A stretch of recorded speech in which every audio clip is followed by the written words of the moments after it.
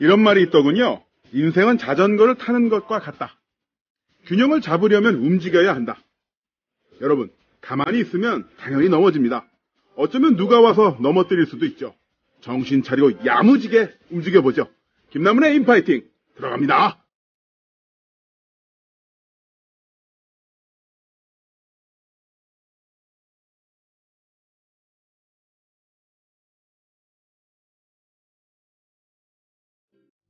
국민TV 청취자를 위한 패션 제안. 엣지북닷컴, 엣지북닷컴, 엣지북닷컴, 엣지북닷컴, 엣지북닷컴. 공정한 방송에서 제안하는 공정한 트렌드 패션 엣지북닷컴. 자기 아이폰 줘봐. 좋은 거 깔아줄게. 어이 김씨, 갤럭시 S 내놔.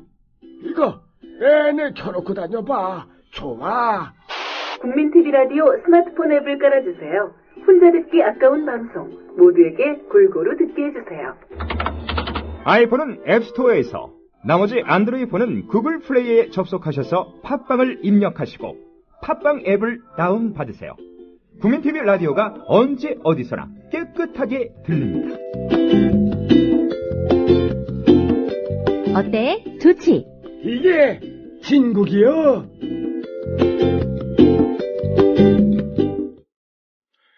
네, 김남훈의 인파이팅. 오늘 두 번째 시간이죠. 오늘의 첫 노래 스탠드 바이 미로 시작을 했는데, 원래 이 노래는요, 영화 스탠드 바이 미의 주제가 엔딩곡이기도 하죠. 아마 리버 피닉스가 아역으로 나왔던 영화입니다. 4명의 친구들과 함께 시체를 찾으러 가는 그런 내용이었었는데, 원작은 아마 스티븐 킹의 더 바디, 시체란 뜻이죠. 네. 수요일부터 시체하니까 좀 그런데요. 하여튼 노래 참 좋은 노래였습니다. 특히나 이 버전은요, 전 세계 거리의 뮤지션들이 조금씩 부른 거를 이제 합쳐서 만든 요즘 유튜브에서 굉장히 인기 좋은 노래인데요. 우리 김 PD가 애써 또 그걸 찾아가지고 또 다운로드를 해서, 예, 또 이렇게 우리 청취자 여러분들에게 들려드리려고 또 이렇게 준비를 했습니다. 박수라도 한번 쳐줄까요? 자, 이렇게 훈훈하게 시작을 해봤고요. 자, 오늘도 역시 강백수 씨 나오셨습니다. 안녕하세요. 반갑습니다. 자, 그 옆에 김덕남 씨. 김덕남 씨. 네, 안녕하세요. 자, 강백수 씨와 김덕남 씨 나오셨고, 오늘도 대표님 나오셨습니다. 안녕하세요. 안녕하세요. 예. 저는요, 웃겼던 게 뭐냐면은, 방송하러 왔는데, 소속사 가수들은 안 나와 있고요. 대표님이 혼자 와 계신 거예요. 그러면서 언제 오나 이러면서. 네, 오늘도 역시나 가장 편안한 복장, 반바지에 운동화, 흰 양말. 그래도 오늘은 발목 양말 신었어요. 발목 양말이고요. 바나나가 그려진 티셔츠를 입고 나오셨습니다. 앤디 올. 네. 자, 이렇게 꾸미고 오셨는데, 자, 아까 와서 이 세 분들이 무슨 얘기 하나 들어봤더니만, 국민TV 9층 사무실이 아직은 좀 휑합니다. 네, 그쵸. 굉장히 휑한데, 여기서 뮤직비디오를 찍자, 이런 얘기 하더라고요. 되게, 뭔가 진짜 삭막한 도시 풍경을 딱 집약하고 있는 그런 분위기가 느껴져서요. 뭔가 찍으면은, 뭔가 메시지가 나올 것 같아요, 뭔가. 그로테스크한 분위기. 그쵸. 네. 누군가에겐 직장인데, 네. 누군가한테는 그로테스크한 분위기에 그런. 원래 좀 그로테스크해요. 네, 우리 참. 방송이. 예. 자, 그리고 참, 지난주 일요일에 아주 뜻깊은 행사가 있었는데, 네. 야, 정말, 강백수 씨에게 다시 한번 감사 인사를 드리고 싶은 게. 아닙니다. 그럼 하지 말까요? 네? 아니, 좀 해주세요. 잘한 건 칭찬받고 싶어요. 그러니까요. 저희가 1회 방송에서도 말씀드렸습니다만, 6월 9일날 일산 국립암센터에서 이 메이커위시 재단 요청으로. 네. 이제 소아암 환우인 승진을 위한 가명입니다. 네. 승진을 위한 이벤트가 있었어요. 그래서 저를 비롯해서 뭐 김민호 선수, 조경호 선수, 또 강백수 씨가 이렇게 와주셔가지고 노래까지 해주셨는데, 네. 야, 정말 노래를 어쩜 그렇게 잘하세요? 아유, 감사합니다. 먹고 살려면은 뭐 잘해야 됩니다. 네. 그런데 네. 그 가사도 내용도 좋다고 많은 분들이 이렇게 말씀을 해주시더라고요. 그날 오신 분도. 그 마지막에 들려드린 노래, 그 뒤통수도 예쁜 그대라는 노래가 제가 애초에 암으로 고통받고 계신 분들을 생각하면서 쓴 노래였거든요. 근데 네. 마침 그 소아암 환우분들한테 들려드릴 기회가 생겨서 저한테도 굉장히 뜻깊은 자리였고요. 네. 저도 되게 많이 느끼고 오히려 또 제가 뭔가 좀 치유받고 가는 기분이 좀 들었어요. 네. 그래서 기회를 주셔서 또 저도 김남훈 씨한테 감사하다는 얘기를. 오늘 이렇게 훈훈하지? 이렇게 가다가 나중에 뒤통수 치는 그런 방송 아니겠습니까? 메이커위시 재단 측에서 메일이 왔어요. 네. 뭐라고 써있냐면은, 김남훈 선생님을 비롯하여 두 레슬러분들의 멋진 레슬링과 강백수 씨의 감성 공연으로 크나큰 감동을 받았답니다. 그 공연으로, 승진이도 정말 많은 힘과 용기를 얻은 것 같아요.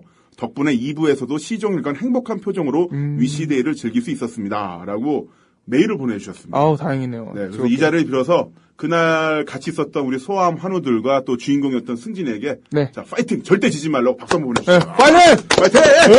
이렇게 그까지는 암세포. 별거 아니야, 진짜. 그러니까. 박살 낼 수 있다, 암세포. 그러니까. 네. 좋습니다. 네. 자, 안 추우세요, 대표님? 추우신 것 같은데, 오늘은. 일요일날 암센터를 대표님 없이 저 혼자 이렇게 운전해서 갔어요. 네. 그랬다고요. 왜냐면 그 옆에서 과외 있었잖아요. 그렇죠.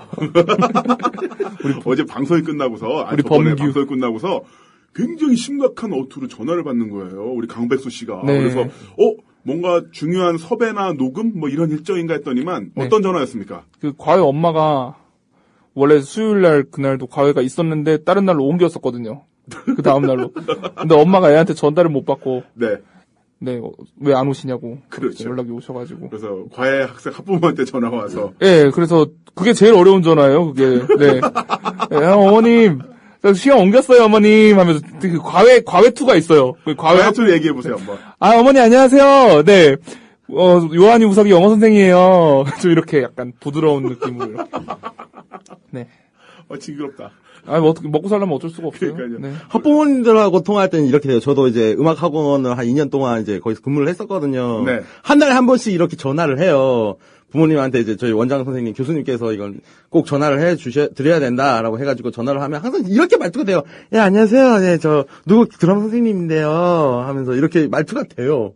네, 오늘 비교적 그래도 방향을 잘 찾아가는 것 같아요. 네. 김정남 씨의 멘트가. 제가 저번 주를 방송을 제가 다 들었거든요. 네. 여자친구랑 집에서 같이 들었는데, 여자친구분이 있으세요? 여자친구 몇 년, 한 5, 6년 사귀지 않았나요? 5년 한 1800일을 넘었어요. 1800일이요? 아니, 지금 뭔가 물리적 폭력이라든가, 감금 상태, 크리미널 마인드, 미국 드라마에 나오는 것 같은 그런 상황에 여자분이 처해 계신 거 아닌가요? 아니, 그런 거 아니고요. 아닙니까? 원래 제가 맞아요. 제가 볼 때는 전 믿을 수가 여자친구가, 없고요. 다음 방송 여자친구 데리고 오세요. 여자친구가 김동남 씨를 더 사랑하는 것 같은 좀 그런 분위기가 있어요. 네. 좀. 안 믿기시죠? 네. 팩트예요, 이건. 네. 엄연한 팩트입니다. 못하는 걸로 하겠습니다. 아니, 무슨 얘기 하다가 이렇게 됐지? 다시 얘기해 주세요. 예. 아니, 여자친구랑 같이 듣는데, 제가 근무를 하면서 이제 항상 이제 국민 TV를 틀어놓고 근무를 해요. 배달 일을 하니까. 그래가지고, 들으면서 이제 올라왔길래 들어봤거든요? 네. 그래가지고, 제가 저번 주에 방송 끝나고 가면서, 나 무슨, 정신없어가지고, 내가 무슨 얘기했지 해서 한번 들어봤어요. 네, 그 얘기하실 때, 네. 저 표정 연기까지 하실 필요는 없어요. 그냥 말로만, 어차피 우리끼리 얘기하는 거고, 이렇게 표정까지 막 난감한 표정을 저의 얼굴 보시면서 하실 필요는 없어요. 네. 아무튼 여자친구가 듣기로는 제가 이게, 자기야, 나 오늘 방송, 조진 것 같아 하면서 막 이렇게 했단 말이에요. 올라온 거를 제가 틀어줬어요. 하니까. 네. 들어보더니, 딱히 조진 것 같진 않아. 괜찮아. 하면서, 다시 한번 나갈 기회 있으면 한번 잘해봐. 하면서. 네. 예. 그랬다고요. 근데 김동남 씨가 오늘 잘하겠다는 포부를 밝혀주신 겁니다. 예. 그런 거죠. 네. 적극적으로 오늘 좀 저에 대해서 PR을 좀 하려고요. 국민TV 조합원들의 소중한 수요일, 비 오는 날의 수요일 4시부터 약 3분 정도를 네. 김덕남 씨가 하이제킹을 하셔서 네. 지금 뭔가 알 수 없는 의미로 내용을 해주셨고 그냥 잘하겠다는 얘기예요. 그나마 강백수 씨가 정리해 주셨네요. 네. 내용이 핵심 내용이 어떻게 된다고요? 잘하겠다는 거죠. 잘하겠다는 지난번에 좀 마음에 거죠? 안 들었고 오늘은 네. 잘하겠습니다. 그래도 사람이 참 선한 사람이에요. 청취자 여러분들, 저 국민TV 지금 들으신 분들 게시판에 김덕남 씨 힘내라고 응원의 글 좀 올려주세요. 되게 선한 사람이에요. 진짜. 네. 네. 자, 안경 꼈다님, 목소리 완전 다부지다. 켄트24님, 기다렸습니다. 그리고 다크심사님은요, 반갑습니다, 남은 형님. 저도 들어갑니다. 열곰 이동호님, 나무님 목소리에, 오늘 수요일이구나. 벌써 4시야 하게 되더라고요. 그리고 첫 곡 시작할 때 나무님이 직접 부르는 줄 알았어요. 크크크. 설마요? 네, 설마요. 그 샤브왕 유창범님, 오늘의 네이버 지식님, 또 샤브왕 오셨군요. 남문 형님 분위기 망치러 왔습니다. 텅스텐 드립 같은 거 또 준비할까 싶네요. 또 한번 준비해 주십시오. 안 읽으면 되지 우리가 안 읽으면 되지. 네. 그리고 만해님, 오늘도 활기차게 인파이팅 출첵합니다. 부산에 6월 25일에 오신다고 페북에서 봤습니다. 일정 조정되면 꼭 가보도록 할게요. 예, 시간 되면 오시고요. 나누미스트님, 지금 노래 보컬리스트 목소리가 나무님 목소리처럼 들리는 건 나뿐인가? 기분 탓인가? 네, 기분 탓입니다. 그런 느낌인가? 네. 자, 그리고 행복한 빛님, 저번 주에 정말 재미있게 들어서 다시 본방사수예요. 에어컨 파이팅. 에어컨. 오늘도 에어컨은 일직선으로 쭉쭉 뿜어대고 있죠. 그리고 아이님, 대표님 섭외 성공하신 건가요? 네, 성공했습니다. 아까도 말씀드렸지만 소속사 가수보다 더 먼저 나와 있었습니다. 네, 그 주지대로님, 안녕하십니까 나무님, 언제 주지스 한판 하시죠? 어이구, 좋습니다. 주지스 좋습니다. 예. 자, 그리고 솔트피터님, 삭막한 도시 분위기, 뮤직비디오 찍을 정도로 열악한 환경이군요. 아, 열악하다기보다는요, 그냥 네. 좀 화행할 뿐이에요. 이제 소파가 생겼어요. 소파도 생겼고요. 네. 네. 네, 이렇게 하나씩씩 이렇게 채워져가는 모습을 그럼요. 올 때마다 볼 수 있을 것 같아요. 맞습니다. 네. 자, 계속 게시판에 글이 올라오는데, 와, 진짜 인기 좋다. 강백수랑 김덕남 씨. 그리고 쿠왕님, 덕남 씨, 그냥 대충 해요. 네, 대충 해요, 좀, 진짜. 그냥 대충 하려고요. 그리고 이제 샤브왕 유창범님, 이분한테도 팬이 생겼어요. 사라인네님께서, 샤브왕 유창원님 파이팅. 아, 진짜요?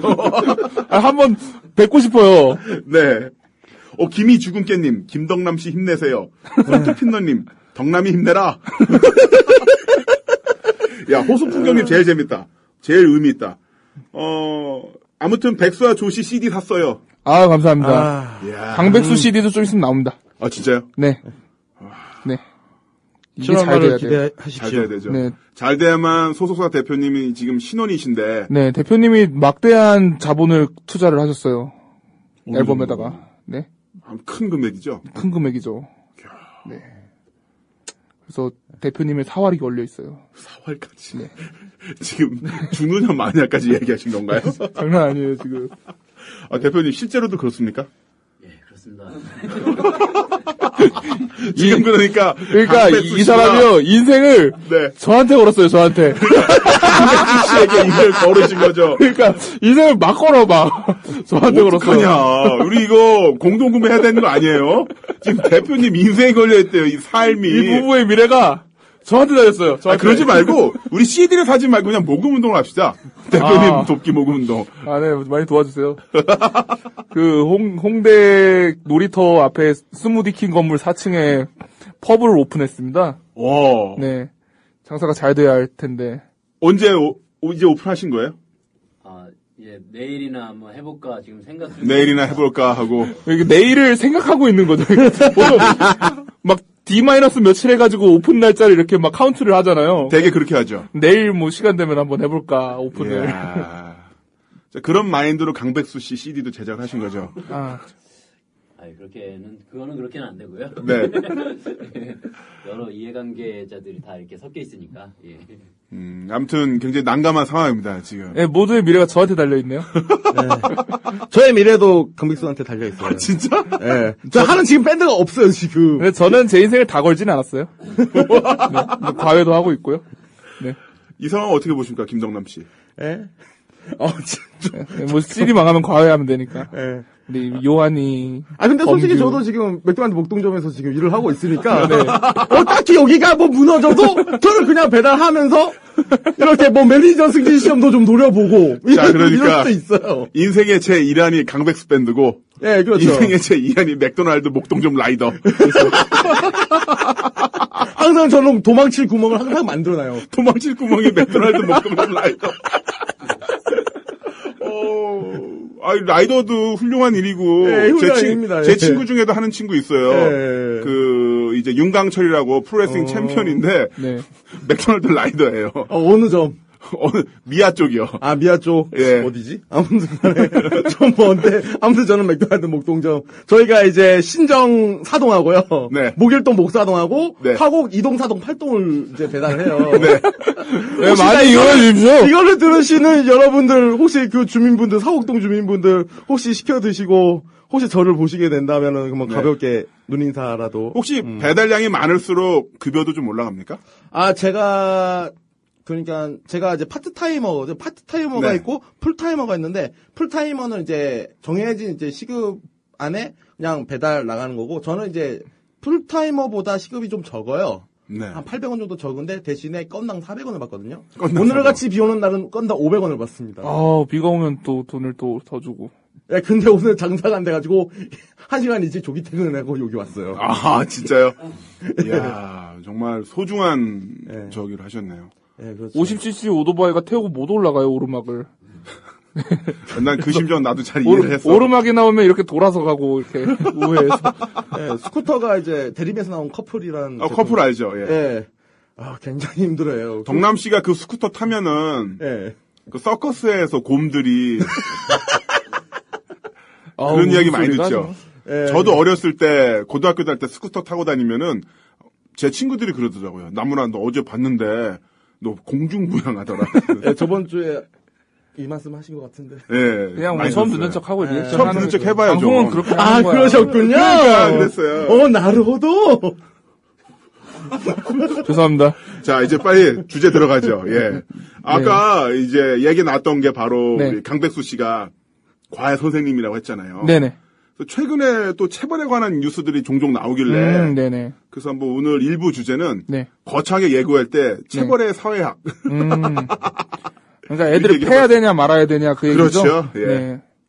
강백수 씨는 네. 과외할 때 혹시 네. 과외 학생을 때립니까? 저는 체벌합니까? 체벌의 가능성만 지금 열어두고 있습니다. 그러니까 학부모님이 엑스칼리버를 하사를 해주셨어요. 몽둥이를. 네. 아, 몽둥이를 하사했어요? 네, 하사해 주셨어요. 그런 경우도 있어요? 예, 좀 패달라고.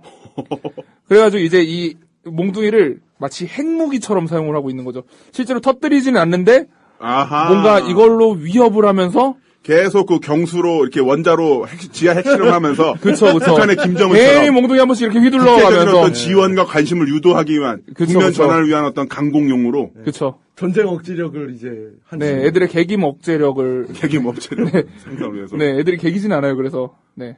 참고로 이제 강백수 씨는 주로 하위권 학생들을 대상으로. 아우 그쵸. 제가 30점부터 70점까지는 이제 급속도로 올려줄 수 있어요. 근데 70점부터는 좀 어렵습니다. 네. 본인도 좀 어렵죠. 제가 100점 맞을 자신이 없어요. 완전 솔직하시다. 네, 그쵸.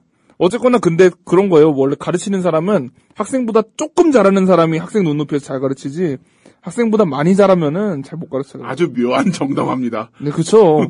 그리고 애들이 일단 중고등학생 남자애들은 선생님의 자질 중에 아주 중요한 부분이 선생님이 나보다 싸움을 잘해 보이면은 그러면은 굉장히 이게 효과가 있거든요. 그게 100점 만점으로 봤을 때 평균 점수 50점 이하에 나오는 학생들은 그렇죠. 무력 투쟁 능력을 선생님의 중요한 가치를 보고 그쵸.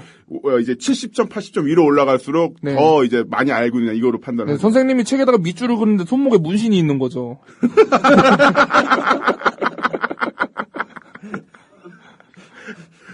문신까지. 네, 그러니까 제가 막 수염 기르고 막 머리 기르고 이렇게 과외집에 가도 네. 과외 엄마들이 아주 선호를 합니다. 아하. 우리 애보다는 역시 세 보이는구나. 네. 야, 그런 또 시장이 있군요. 네, 그렇죠. 이게 네 아주 이쪽으로 특화를 한번 해볼까 옛날에 진지하게 생각도 해봤는데 하위권 전문 과외. 그렇죠. 70점 워너비들을 위한 70점 워너비. 네, 그렇죠. 인생의 목표가 70점. 그렇죠. 사실 70점까지는 영어 과목 같은 경우에는 단어만 때려 외우면 나오거든요. 그러니까 외워라. 제가 하는 말은 수업 시간에 하는 얘기의 절반은 외워라예요. 외워라, 조용히 해라. 외워라, 조용히 해라. 이것만 하면은 70점 만들 수 있습니다. 그렇군요. 네. 자, 지금 노랑님께서 대표님에게 하신 말씀이세요. 인생은 하나뿐인데 대표님 무리하셨음. 와이프까지 인생 2개 걸었어요. 와이프까지. 얼마 전에 대표님 와이프랑 친구 먹었어요, 저랑. 아, 그래요? 네. 자, 이렇게 해서 정말 비극이 시작될 수도 있겠군요. 자, 그런데 덴타님 본명이 정말 덕남이에요? 예, 김덕남 맞고요. 네. 예, 맞고요. 저 큰 덕자에 남영남자 이렇게 한자 쓰고요. 예. 뭐 어떻게 마무리해야 될까 이건. 김동남 씨가 항상 이 말을 끝맺지를 못해요. 네. 네. 마지막에 다 하고 마침표를 못 찍어요. 네. 어떤 좀 증후군이 있나요? 말을 맺지 못한. 어렸을 때 충격받은 게 있어요, 사실 혹시? 습관적으로 이제 말의 끝을 음담패설이나 욕설로 마무리를 하는 그런 경향이 있는데 음담 패설과 욕설을 차단해 놓으니까 지금 네 말이 좀 헤매는 거죠. 기본적인 언어 세팅이 네. 이제 막 던지는 걸로 시작해서 네. 음담 패선과 욕설로 끝내는 그 문자 보낼 때 자동 완성 같은 거 있잖아요. 센텐스가 그렇게 구성되어 있군요. 네, 그렇죠. 아니 뭐 그렇게 뭐 입이 거칠거나 뭐 그러진 않거든요. 입이 거칠어요. 아니, 확실히 거칩니다. 제 주변에서 제일 거칠어요. 자, 그리고 내일을 봅니다님. 펍 이름이 뭐라고 하셨죠? 강백수 씨 계속 강백호 생각나요. 아, 네. 이분은 강백수 씨 얼굴을 보시면 강백호랑 네. 네. 제가 뭐 채치수 얘기는 좀 들어봤는데요. 채치수. 네. 아, 잘생겼어요. 그럼요. 네. 그 샤방 유창범님 또 올려주셨어요. 남훈영님 이털남 나오신 것도 듣고 인파인드도 대박 스멜. 아, 예, 제가 어제는 이털남에 잠깐 나갔었습니다. 네. 이털남도 이제 이슈를 털어준 남자도 매주 화요일 날 나가는데요. 화요일은 이털남, 수요일은 인파이팅. 네, 아우지로 이렇게. 뭐랄까요? 아주 풍성하고 네. 아주 큰 왕돈가스 있죠. 네. 왕돈가스 유명한 한 데를 갔는데 맛없는 왕돈가스 집이야. 크기만 해. 뭐 그런 느낌이에요. 왕은 왕인데. 왕은 왕인데. 거짓말은 안 했네요. 예. 왕 돈가스니까. 자, 하여튼 계속 많은 분들이 지금 게시판에 글을 올려주시는데 근데 이렇게 인기가 좋은가 봐요. 국민TV. 그러게요. 정말. 안창호처럼님, 이것은 신세계? 이 방송 처음 듣는데 저렴한 멘트에 질 좋은 방송이네요. 쉬지 않고 웃고 있습니다. 네, 이것도 굉장한 능력이에요. 저렴한 멘트로 질 좋은 방송을 만들 수 있는 게 이게 굉장히 대단한 거예요. 이게 썩은 재료로 맛있는 음식을 만들어내는 좀 그런. 썩은 재료? 썩은 재료? 저렴한 멘트. 썩은 재료? 잠깐만. 방송 꺼봐. 마이크 닫아봐. 연장 없어? 썩은 재료. 야, 나는 방송 12년 차. 내가 김구라 황봉화라 시사대담, 딴지일보 때부터, 내가 딴지일보에서 디렉팅도 같이 했었거든요. 근데 그때부터 나름 방송 경력 10몇 년 되지만, 같은 캐스터 때 썩은 재료 얘기 듣기는. 아, 네, 심심한 사과의 말씀을. 근데 김구라 황봉화 시사대담도 어떻게 보면은, 같은 맥락의 방송이었죠? 아니에요. 우리 얼마나 고급스러운 방송인데. 시사대담을. 정통 시사 프로그램이고요. 시사대담을 아직도 들어요. 제가 우연치 않게 작년에 토렌트에서 그걸 전집을 다고 했거든요? 그래가지고 지금 제 아이폰에 담고 배달하면서 가끔씩 듣는데, 배달하다가, 진짜 미친놈처럼 도로 한복판에서 막, 키득키득 웃으면서 막, 네, 그래요. 목동에서 맥도날드 햄버거 배달하시면서 키득키득 웃으시는 라이더 보시면 그분이 김덕남 씨입니다. 이어폰에서 김구라 씨 목소리 나올 거예요. 네. 최근에 들었던 에피소드 중에서 어떤 게 제일 재밌었어요? 예, 뭐니 해도 이제 김구라 황봉화의 시사대담의 가장 백미는 이제 황봉할 형이 렉스턴을 볼이 당해가지고. 얼마 전에. 렉스턴! 얼마 전에 송린산에. 3,000만 주고 샀던 렉스턴. 송린산에 행사 갔다가. 네. 이제 산길을 이렇게, 차로 이렇게 가는데, 형이 그러더라고요. 엑스에 뭐 좀 들을까? 이러길래 뭐 좋은 음악 같은 거 틀려 그러는 줄 알았는데, 렉스턴 도둑 맞은 얘기가 나오더라고요. 그거 한 12년 전 얘기 아닌가요? 나 딴지일보 다닐 때니까, 지금 2013년이잖아. 잠깐만. 그거, 13년인가 14년 전 이야기예요. 황봉할 씨는 김정남 씨 한번 만나 주셔야 됩니다. 아직도 듣는데. 아니, 황봉할 씨는 그 렉스턴 도난 사건 자체를 지금 기억을 못하지. 그래가지고 그 렉스턴 도난 당하시고 나중에 그랜저 가스차로. 네, 가스차. 가스차, 장애인 가스차를. 야, 그렇군요. 네, 야, 우리 김덕남 씨 취향이 굉장히 독특하시고, 네. 저는 김덕남 씨를 5년째 사랑하고 있는 여자친구분 있잖아요. 네. 꼭 한번 뵙고 싶습니다. 네, 그분의 선구안이 궁금해요. 굉장히 선하고요, 사람이. 정말 좋은 친구인데, 근데 계속 사귀고 있는 거 보면 좀 미친 것 같아요. 다 좋은데, 네, 그 부분이 굉장히 의아합니다. 나이 차이도 좀 나고.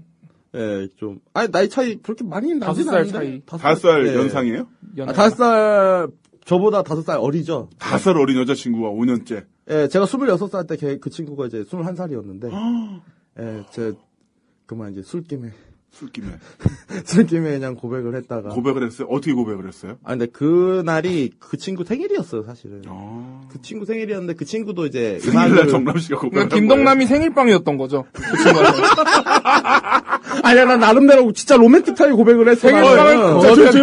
나는 어떻게 로맨틱하게 고민했어요? 그러니까 고백했어요? 그 친구도 음악을 하는 친구인데 네. 이제 제주도에서 처음으로 자기 단독 공연을 했어요. 그것도 자기 생일날. 자기 생일날. 예. 2008년 4월 14일. 이제 날짜까지 기억하는데 그때 이제 제가 이제 그의 생일 이제 그때 이날 고백해야겠다라고 마음을 먹고 나서 이제 CD를 이제 한 장 선물해 주려고 생일 선물로 선물해 주려고 CD를 샀어요. 이제 무슨 CD였냐면 이제 루이치 사카모토가 그 브라질에서 녹음했던 그 칼로스 조빔의 어떤 곡을 커버했던 그 앨범이 있어요. 여러분 인내심을 갖고 한번 들어보세요. 예. 아 예. 그래서 그 CD를 사고 그 CD를 사고 이제 선물 이제 포장을 해 가지고 아, 공연 잘 봤다. 이거 선물이다 해가지고 선물을 주고 했는데 이제 같이 이제 술을 먹고 집에 이제 택시를 타고 돌아가는데 그냥 문자로 제가 떠봤죠. 나 진심으로 너 좋아하는 것 같다. 이제 문자를 보내니까 걔가 이제 반문을 해오죠. 이제 반문을 해왔어요. 진짜냐. 무엇이 결론은 그냥 문자로 사귀자 그랬다는 거네. 아니야. 아니, 좀. 기다려보세요. 예. 예. 충분히 기회 드리겠습니다. 예. 그래가지고 여러분 쿠키런 한 판 하고 계세요. 런엑 또 오락도 뭐 있잖아요. 민드러너 이런 거. 민드러너도 있고 막. 예, 좀 하시면서 들어보십시오. 예. 예. 그래가지고 진짜냐라고 하니까 제가 바로 택시 기사님한테 저 아저씨 돌아가 주세요 한 다음에 그 친구 집을 딱 간 거예요. 그 친구 집 앞에 그 당시에 놀이터가 있었는데 네. 불렀죠 전화해서 나와라. 야 나와라. 나온 다음에 나 지금 너한테 느끼는 감정이 이 감정이 뭔지 모르겠다. 난 솔직히 너 좋아하는 것 같다. 예, 좋아하는 것 같다. 나랑 사귀자. 근데 걔도, 근데 술을 약간 좀 들어가가지고, 애가 좀 꽐라가 돼가지고, 좀 한 반쯤 마시간 상태니까, 걔도 그냥, 한 거예요. 저 음악하기 힘들어요, 저. 근데 이렇게 해가지고 사귀자고 했는데 그 다음날이 더 히트였던 게, 왠지 느낌이 고백하고 나서 다음날, 오빠 이건 좀 아닌 것 같아요라고 말할 것 같은 예감 딱 드는 거예요. 그래가지고 제가 학교 가자마자 애들한테 선물을 쫙 퍼뜨렸죠. 제 입으로. 나 누구랑 사귄다. 쫙 퍼뜨리니까 걔가 이제 나중에 과방으로 온 거예요. 이제 과방 오니까 애들이 일제히 이제 기립박수를 치는 거예요. 야 네가 김덕남 걔랑 사귀냐 하면서 막 야 인생 야 어떻게 그런 막장 인생을 구제할 생각 아니야. 제 주위의 친구들 여자친구 보고 다 그렇게 불러요. 너는 진짜 성무말이야다. 생불 살아있는 지장보살. 항상 제가 항상 감사하면서 살아요, 솔직히. 예. 주희야 사랑해. 31분에 시작해서 지금 33분 37초. 예, 마무리는 잘 됐잖아, 지금. 예, 마무리 훌륭했잖아. 네. 자, 노랑님께서요, 게시판에 글 올려주셨는데, 순간의 선택이 10년을 저하죠. 그리고 샤봉 유청원님, 전람회가 부릅니다. 취중진담. 그리고 흐흐님께서, 김덕남 씨, 강백호 씨 한 보고 싶어요. 강백수인데요? 강백수인데요? 한 손에 차고. 저 강백수인데요? 네, 그러니까 에스칼리버 한 손에 차고 긴 머리 휘날리며 네. 카리스마 뿜어나오는 풍모. PD님 사진 올려주삼. 예, 저희가 음악 들려드리면서 사진 찍어서 네. 올려드리겠습니다. 그러면서 강백호 씨 네, 에스칼리버 찬 모습과 김덕남 씨의 풍모도 한번 확인해 보시길 바라겠습니다. 오늘 노래는요. 한창 그 연인 이야기 이런 얘기 나왔으니까 네. 백수와 조 씨가 불렀던 노래 중에 가사 분담이라는 노래 한번 들어보도록 하겠습니다. 요새는 이제 강백수 밴드라는 이름으로 활동하고 있는 전설적인 밴드죠. 네. 가사 분담입니다. 네, 가사 분담입니다. 네. 가사 분담. 아주 교훈적인 내용을 담고 있는 노래죠. 네, 대범한 찌질이님께서 업무 분장, 많이 일하건 적게 일하건 업무 분장. 지금 과도한 노동에 시달리고 계신 것 같습니다. 네, 힘내십시오. 그리고 크은님께서는 가사 분담, 여자 입장에서는 참 적절한 노래네요. 라고 하셨는데, 네. 여자 입장뿐만 아니라 남자 입장에서도요. 네. 당연히 이렇게 도와줄 건 도와주면은 또 네. 더 대우받잖아요. 네, 저는 와이프가 잘 벌어오면 전담할 수 있습니다. 네. 그게 나도. 꿈입니다. 정말요? 네. 두 분 사진 올려놓으니까 순식간에 게시판이 조용해졌습니다. 사진 올리기 전까지만 하더라도 얼굴 보고 싶어요. 그래서 제가 한 모습 보고 싶어요. 덕남님 보고 싶어요 했는데 사진 딱 올려놓으니까 게시물 올라오는 속도가 아까까지만 해도 분당 30개씩 올라왔던 것 같은데 지금 네. 2개, 3개로 확 줄었어요. 그래서 제가 애들 노래에 가르치는 대한 거 얘기만 용이합니다. 있습니다. 네. 지금 노래에 대한 얘기만. 사실 괜찮은 것 괜히 같은데. 봤어요. 사진 괜히 봤어. 아유, 올라달래매.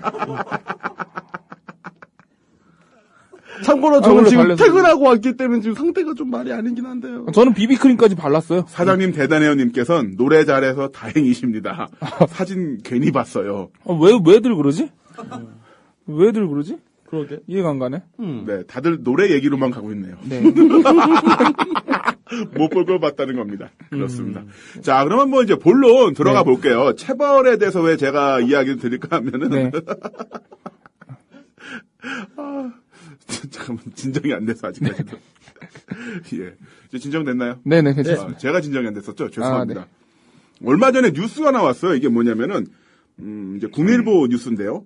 자신의 아들을 때렸다며 학교에서 교사를 폭행한 학부모에게 네. 법원이 학교에 찾아가 먼저 용서를 구하라며 이례적으로 선고를 연기했다라고 네. 이렇게 내용이 나왔습니다. 이 내용을 보면요. 이제 부장판사께서 네. 이제 이제 가해자죠. 학부모에게 네. 선고에 앞서 피해자에게 용서를 구하는 것이 선행되어야 한다고 생각한다면서 판결문을 준비해 왔지만 동의하면 일주일이나 2주일 정도 시간을 주겠다고 말했다. 그는 또 김 씨가 폭행 당시 교사의 무릎을 꿇린 만큼 반드시 교사 앞에서 무릎을 꿇고 용서를 빌라라고 주문을 했다고 이제 기사가 나왔습니다. 네. 네. 이 내용이 막 인터넷에서 이제 화제가 되면서 네. 또 한편으로는 몇몇 매체에서는 재판부가 교권을 이제 교사의 네네. 어떤 체면을 더 살려주는 판결을 냈다 뭐 이런 내용도 나오고 있는데요. 네. 체벌에 대해서 두 분 어떻게 생각하세요? 일단 연인이 체벌인데. 네. 체벌 솔직히 요즘 따라 청소년 범죄가 굉장히 많잖아요. 솔직히. 네. 근데 항상 그러니까 제 개인적으로 항상 그런 뉴스를 볼 때마다 솔직히 그런 생각도 드는 건 사실이에요. 아 저거 다 안 맞아서 그래. 안 맞아서 그래. 딱 이런 생각이 드는 것도 사실이긴 하거든요. 물론 어떤 폭력이건 간에 어떤 폭력이라도 정당화될 수는 없는 건 사실이긴 하지만은 글쎄요. 저 같은 세대 저도 그렇고 초등학교부터 고등학교 때까지 거의 선생님한테 많이 맞았었고 심지어는 초등학교 때 어떤 선생님은 저한테 의자를 던진 적이 있었어요. 사실. 의자를 던져. 아니 의자를 초등학생한테? 예. 야 웃을 일이. 그 선생님 좀 이상했던 게 지금 생각해보면 되게 이상했던 게 무슨 잘못을 했잖아요. 네.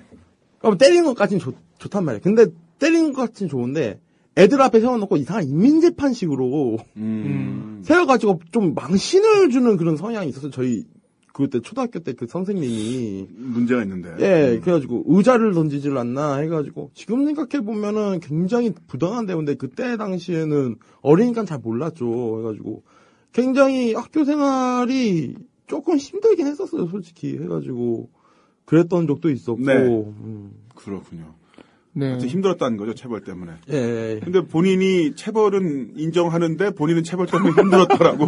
네. 그 말도 안 되죠. 모순이죠. 이게 서로 상호 충돌을 하는데. 예. 아무튼 알겠습니다. 예. 예. 뭐 생각을 안 해오고 이렇게 질문을 드렸으니까 예. 충분히 그렇게 답변하실 수가 있고요. 네. 강배수 씨는 어떻게 생각하세요?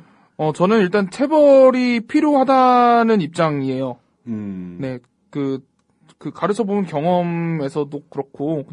근데 문제는 뭐냐면은 교사도 사람인지라 때리다 보면 그 체벌이 정당한 정당한 페널티가 아니라 감정이 섞여서 격해져서 그 체벌이 부당한 수준까지 이르게 되는 그런 게 문제인 것 같아요. 대부분 학교에 보면 네. 예전에 미친 개라는 별명 가진 선생님들이 네네. 다 야, 한두 명씩 계시고 있죠. 그분들이 그런 양태를 많이 보이죠. 예. 네네. 처음에는 회초리로 허벅지 아니면 네. 발바닥을 때리다가 본인이 때리다가 갑자기 본인이 발동이 걸려가지고 네. 마구 이제 타작을 하다가 발로 밟고 네. 이렇게 되는 분노가 에스컬레이션 되는 그런 상황을 종종 볼 수가 있었죠. 네. 근데 저는 이제 제 학창 시절을 돌이켜 보면은 그 몇몇 정말 저한테 어떻게 보면 약이 됐던 체벌들도 있었다고 생각을 해요.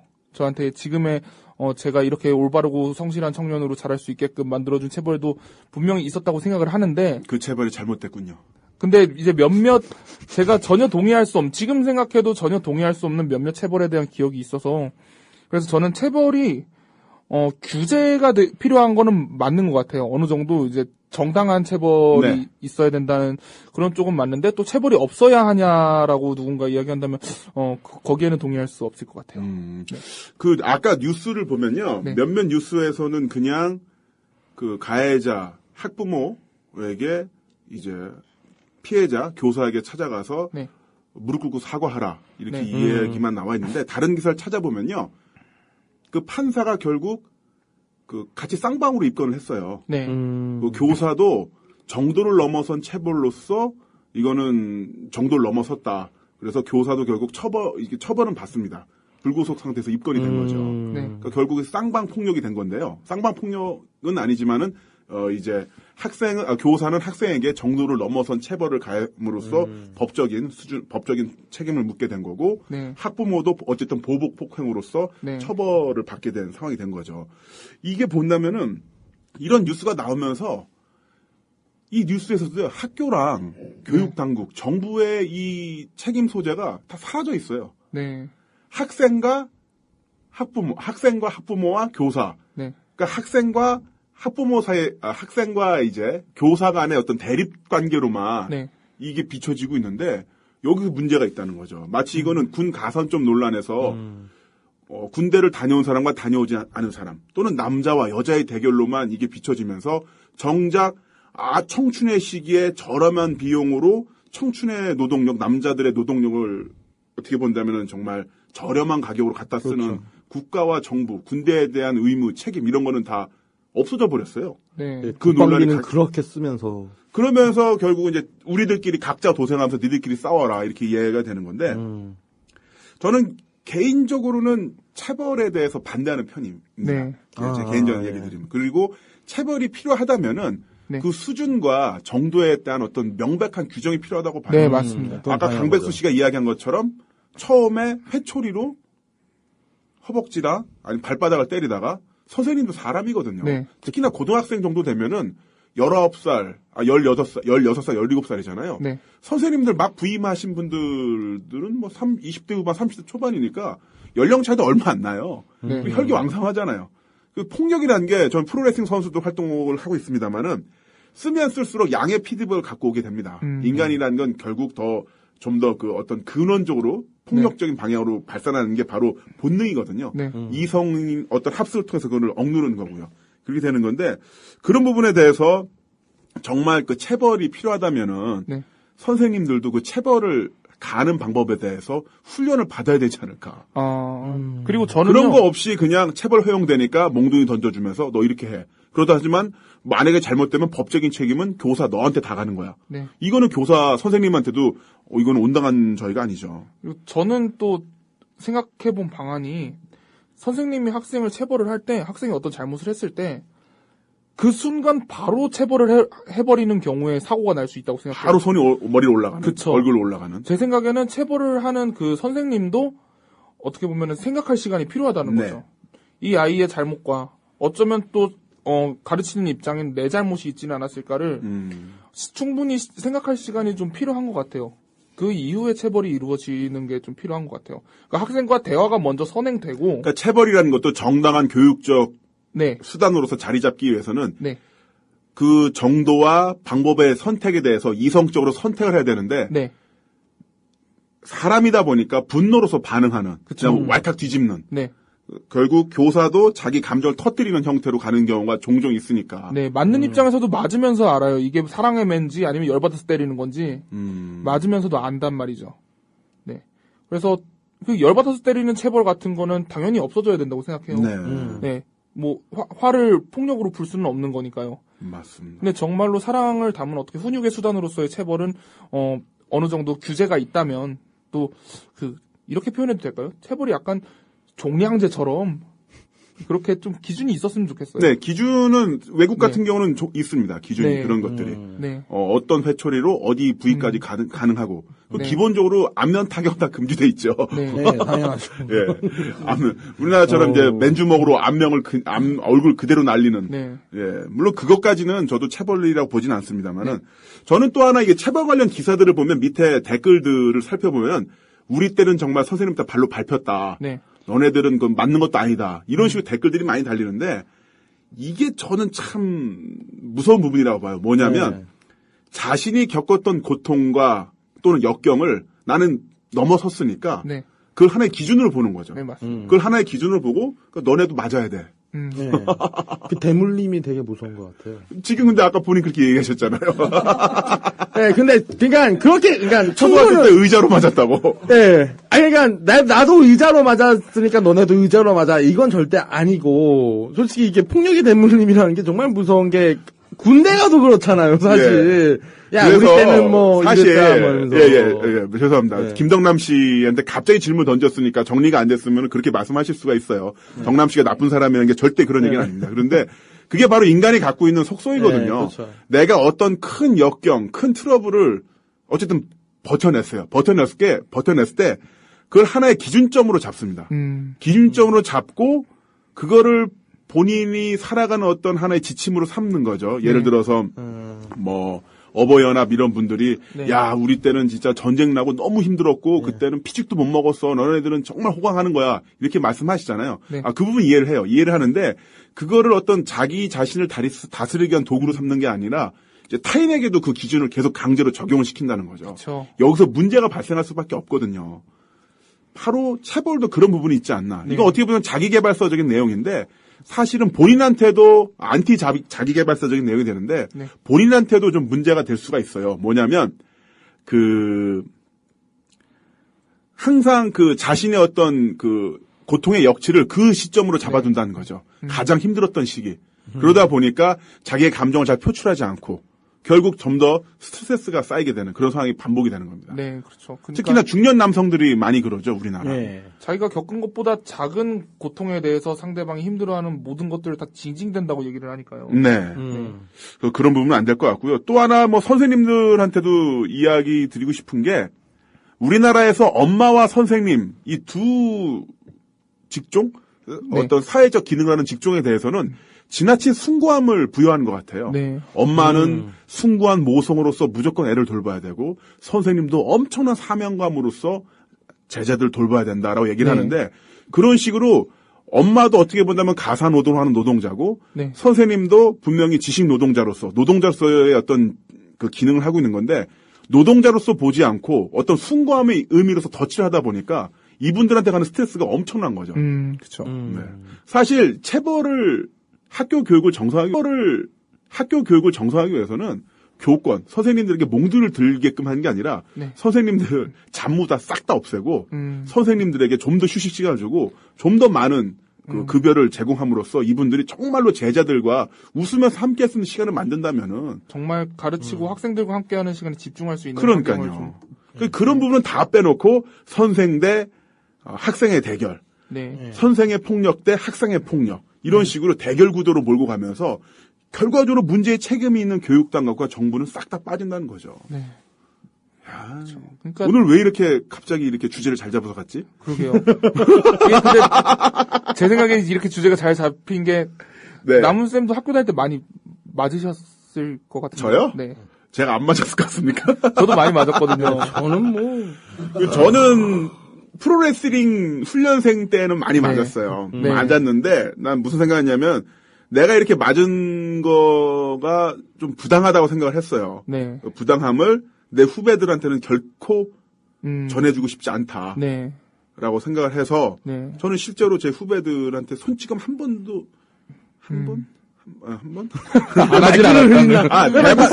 대만 연습생한테 한 번 네. 다시 올린 적은 있고요. 네. 딱 예전에 10년 전에 딱 한 번. 네. 그 뒤로는 한 번도 네. 다 존댓말 썼어요. 전 제가 밥 사주고 이렇게 타이르고. 네. 사실 폭력으로서 사람을 교정할 수 있다면 교도소, 군대, 네. 격투기 채권 이런 데는 무지막지한 폭력이 존재해야 되죠. 그렇죠. 실제로는 그렇지 않거든요. 정말 군기가 살아있는 제대로 된 부대, 미국 특수부대 이런 데서는 정말로 합리적으로 사람을 네. 하고 격투기 UFC 뭐 김동현 선수가 맞으면서 운동하나요? 아니잖아요. 그 팀원들과 같이 신뢰를 쌓으면서 공통의 어떤 목표 지점을 보면서 가는 거니까 네. 그러면서 나가는 거지. 네. 물론 이제 일선 현장에서 제한된 폭력 규정할 수 있는 수준의 어떤 체벌이라는 건 필요하겠지만은 네. 예, 정말 너무 때리지 말자고요. 그렇죠. 네. 저 같은 경우에도 제가 당했던 그 약간 부당한 그 폭력이라고밖에 볼 수 없는 그런 체벌들의 사례가 많이 생각이 나거든요. 그래서 정말 그런 걸 생각해 보면은 그 시절에 제가 가슴 아팠던 기억들을 다음 세대한테 절대로 물려주면 안 되겠다는 생각에는 정말 동의를 하는 편이고요. 우리나라에서 사람이 태어나서요. 네. 처음 누군가에게 맞는다는 거. 네. 그 폭력의 시원을 생각해 본다면 아마 부모일 겁니다. 그렇죠. 가정에서 부모에게 맞고 사회생활을 하게 됐을 때쯤에 이제 선생님에게 또 맞게 되겠죠. 그렇죠. 어떻게 본다면 사랑으로서 가장 커뮤니케이션 해야 될 부모와 선생님에게 네. 폭력으로서 교류하는 부분이 있었다는 거, 이 부분에 대해서는 생각을 좀 해봐야 되지 않을까. 저는 아직도 엄마 아빠가 아닌 다른 사람한테 처음 맞았던 순간을 기억하고 있어요. 그게 지금 생각해도 너무 부당하거든요. 초등학교 1학년 때 그 우유 급식이 나오는데 우유를 먹기 싫어가지고 책상 서랍에다가 계속 넣어놨어요. 당시 우유를 싫어해서. 근데 이게 썩으니까 우유팩이 터지는 거예요. 네. 그래서 제자리에서 악취가 났겠죠. 이게 썩어서. 선생님한테 그거를 발각당한 순간 선생님한테 뺨을 맞았어요. 오호. 네. 근데 그게 너무 저한테는 충격적이었던 거죠. 그래서 이제 선생님은 어쨌거나 제자한테는 존경해야 될 대상인데 그 다른 선생님들한테마저 그 존경심을 회복하는 데까지 굉장히 오랜 시간이 걸렸던 것 같아요. 네. 그렇습니다. 자, 이렇게, 오래간만에 2회째 방송인데, 네. 주제를 한번 잡아서 가봤습니다. 네네. 가봤고, 여기에 대해서도 여러분들의 의견 좀 부탁드리고요.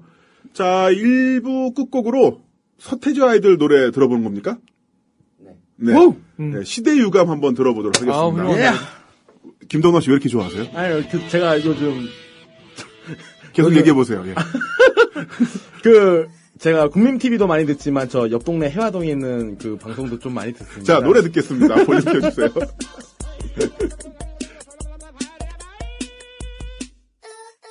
네. 역시 게시판에 글들이 막 올라오고 있습니다. 흠님. 짐승도 아니고 때려야 말을 들으면 안 때리면 말 안 듣죠. 이건 시간이 더 필요한 것 같습니다. 왕싸가지님. 강배수님 얼굴이랑 목소리가 으아. 이건 아닌데. 대표님 힘들겠다. 대표님 힘내세요. 얼굴이 문제입니까? 목소리가 문제입니까? 통체적인 난국이라고 하죠. 네. 아, 그렇습니다. 총체적 난국. 네. 리크닉스님. 체벌과 훈육의 의미가 혼용이 되는데요. 훈육은 필요하지만 체벌은 필요하지 않다고 봅니다. 체벌이 필요하지 않은 훈육의 방법은 여러 가지가 있을 것 같습니다. 그러네요. 저도 말하면서 좀 혼동이 됐던 것 같은데, 네. 체벌과 훈육, 좀 구분해서 생각을 해야 될 것 같고요. 네, 그렇죠. 푼님, 사회가 얼마나 폭력적인지, 폭력이 너무 만연해서 우리가 미처 깨닫지 못한다고 생각합니다. 집에서 부모로부터 사랑이라는 이름의 폭력이, 학교에선 체벌이라는 폭력이, 대학에 들어가서는 선배들의 후배 잡는 폭력이, 군대 가서는 말 안 해도 알 테고요. 알게 모르게 우리 사회가 폭력을 정당화하는 시스템 속에서 살고 있는 게 아닌지, 그런 생각이 드네요라고 아주 좋은 의견 올려주셨고요. 김반장님, 합법적 체벌에 대한 규정과 과잉 체벌에 대한 규정을 만드는 건 어떨까요? 체벌이 필요한 경우에만 적당한 체벌을 할 수 있도록 말이죠. 단 때리는 경우는 최대한 지양하고 벌 주는 식으로요. 이런 식으로 해주셨는데, 네. 저도 조카들을 이제 훈육할 때 네. 때리기도 합니다. 네. 근데 때릴 때 제가 손을 때리면 난리 나죠. 네, 잘못하면 손가락 네, 2개만 쓰고요. 네. 손가락 2개로만 해서 발목 이하로만 때립니다. 그래서 발목 이상으로는 절대 몸에 손은 안 대고요. 발목 이하로만 이제 손가락으로 이렇게 때리는 건데. 네네. 아프네. 아프니까 먹히겠죠. 너무 세게 때리는 건가? 조카들한테?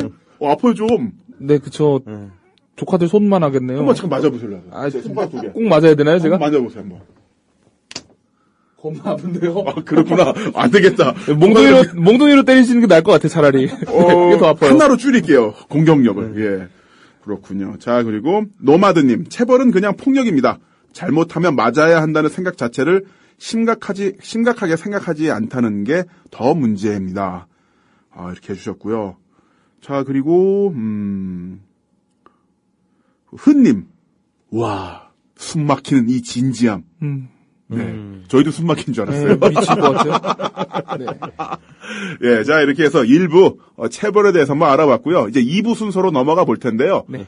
저희가요, 진짜, 이렇게 문화적인 주제를 한번 잡아봤습니다. 네. 요즘 그 김수현 씨 영화가 대히트를 치고 있잖아요. 아, 그쵸. 네, 그래서 김수현 씨 영화가 사실 엄청나게 많은 상영관에 걸려 있습니다. 네. 그렇죠. 이 한국 영화가 잘 되는 건 좋은데 너무 한 영화로 극장이 영화관이 도배가 되는 건 좋은 걸까? 네. 야, 이런 주제를 어떻게 생각했을까? 멋있다, 김남훈이. 죄송합니다. 아, 훌륭해. 뭐 효과음 같은 거 없나요? 빵빠레 같은 거? 없어요.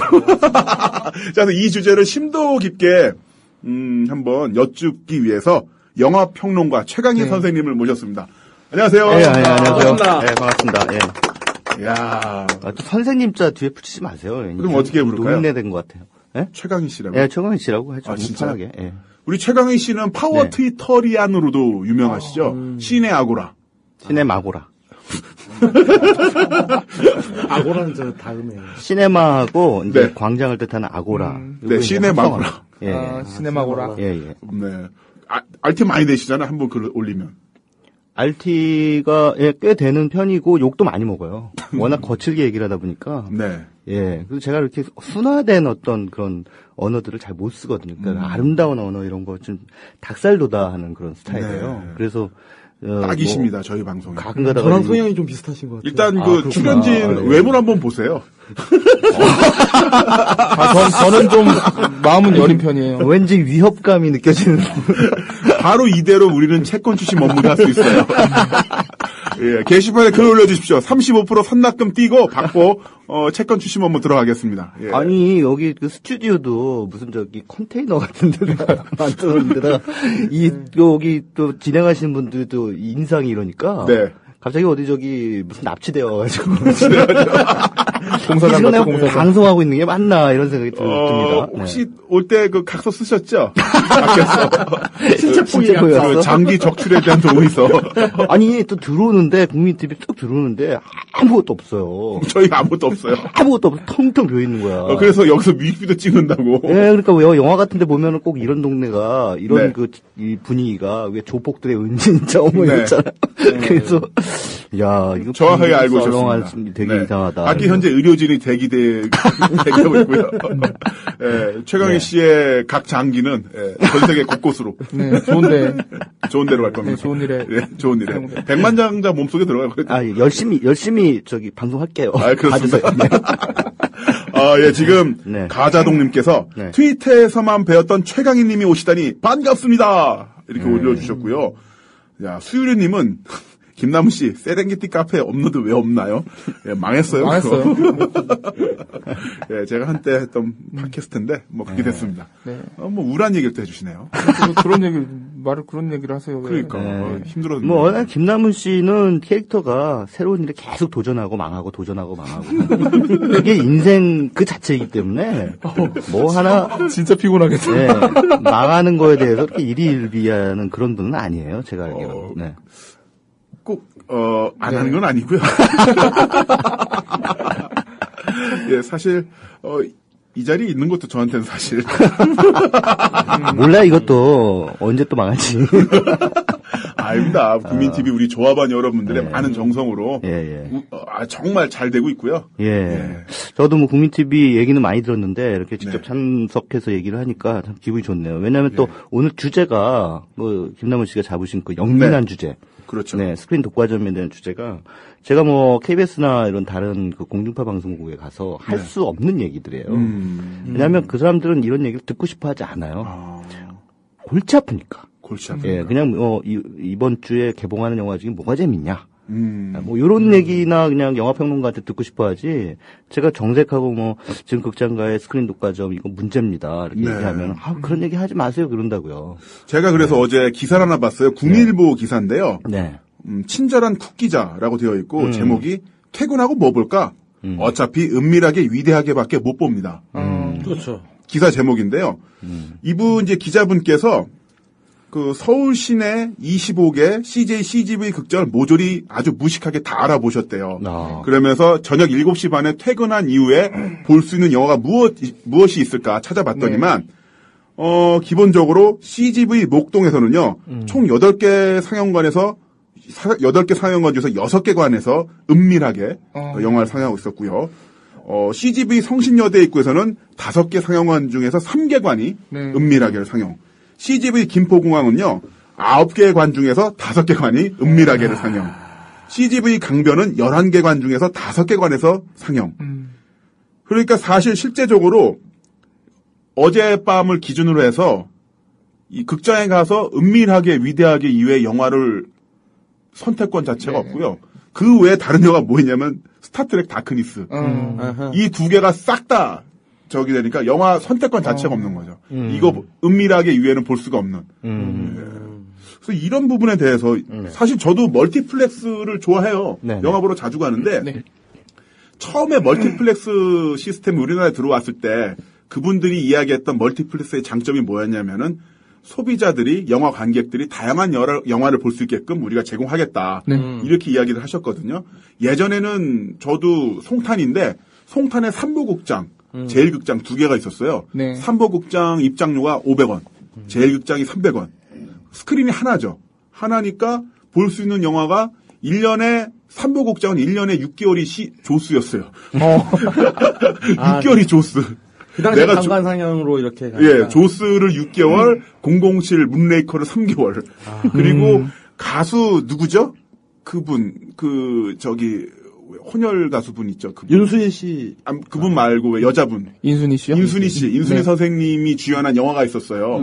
그 영화를 또 그 영화랑 취권이 또 계속 같이 그러니까 1년에 한 6편 영화를 틀어주는데 조스만 한 10번 본 것 같아요. 재밌게 봤는데 그런 상황에서 이제 멀티플렉스가 나중에 들어오면서 이제 볼 권리를 충족해 시켜준다고 이야기를 했었는데 지금 보니까 CGV나 아니면 롯데시네마 이 몇 군데 대형 영화 체인이 정한 상영 스케줄에 전 국민이 다 따라가야 되는 거죠. 그렇죠. 네. 이게 좀 이상하지 않나 싶어서. 네. 이상하다기보다는 그냥 폭력이죠, 폭력. 그러니까 이를테면은 이제 TV에서 이제 공중파 TV밖에 없었던 시절에요. 네.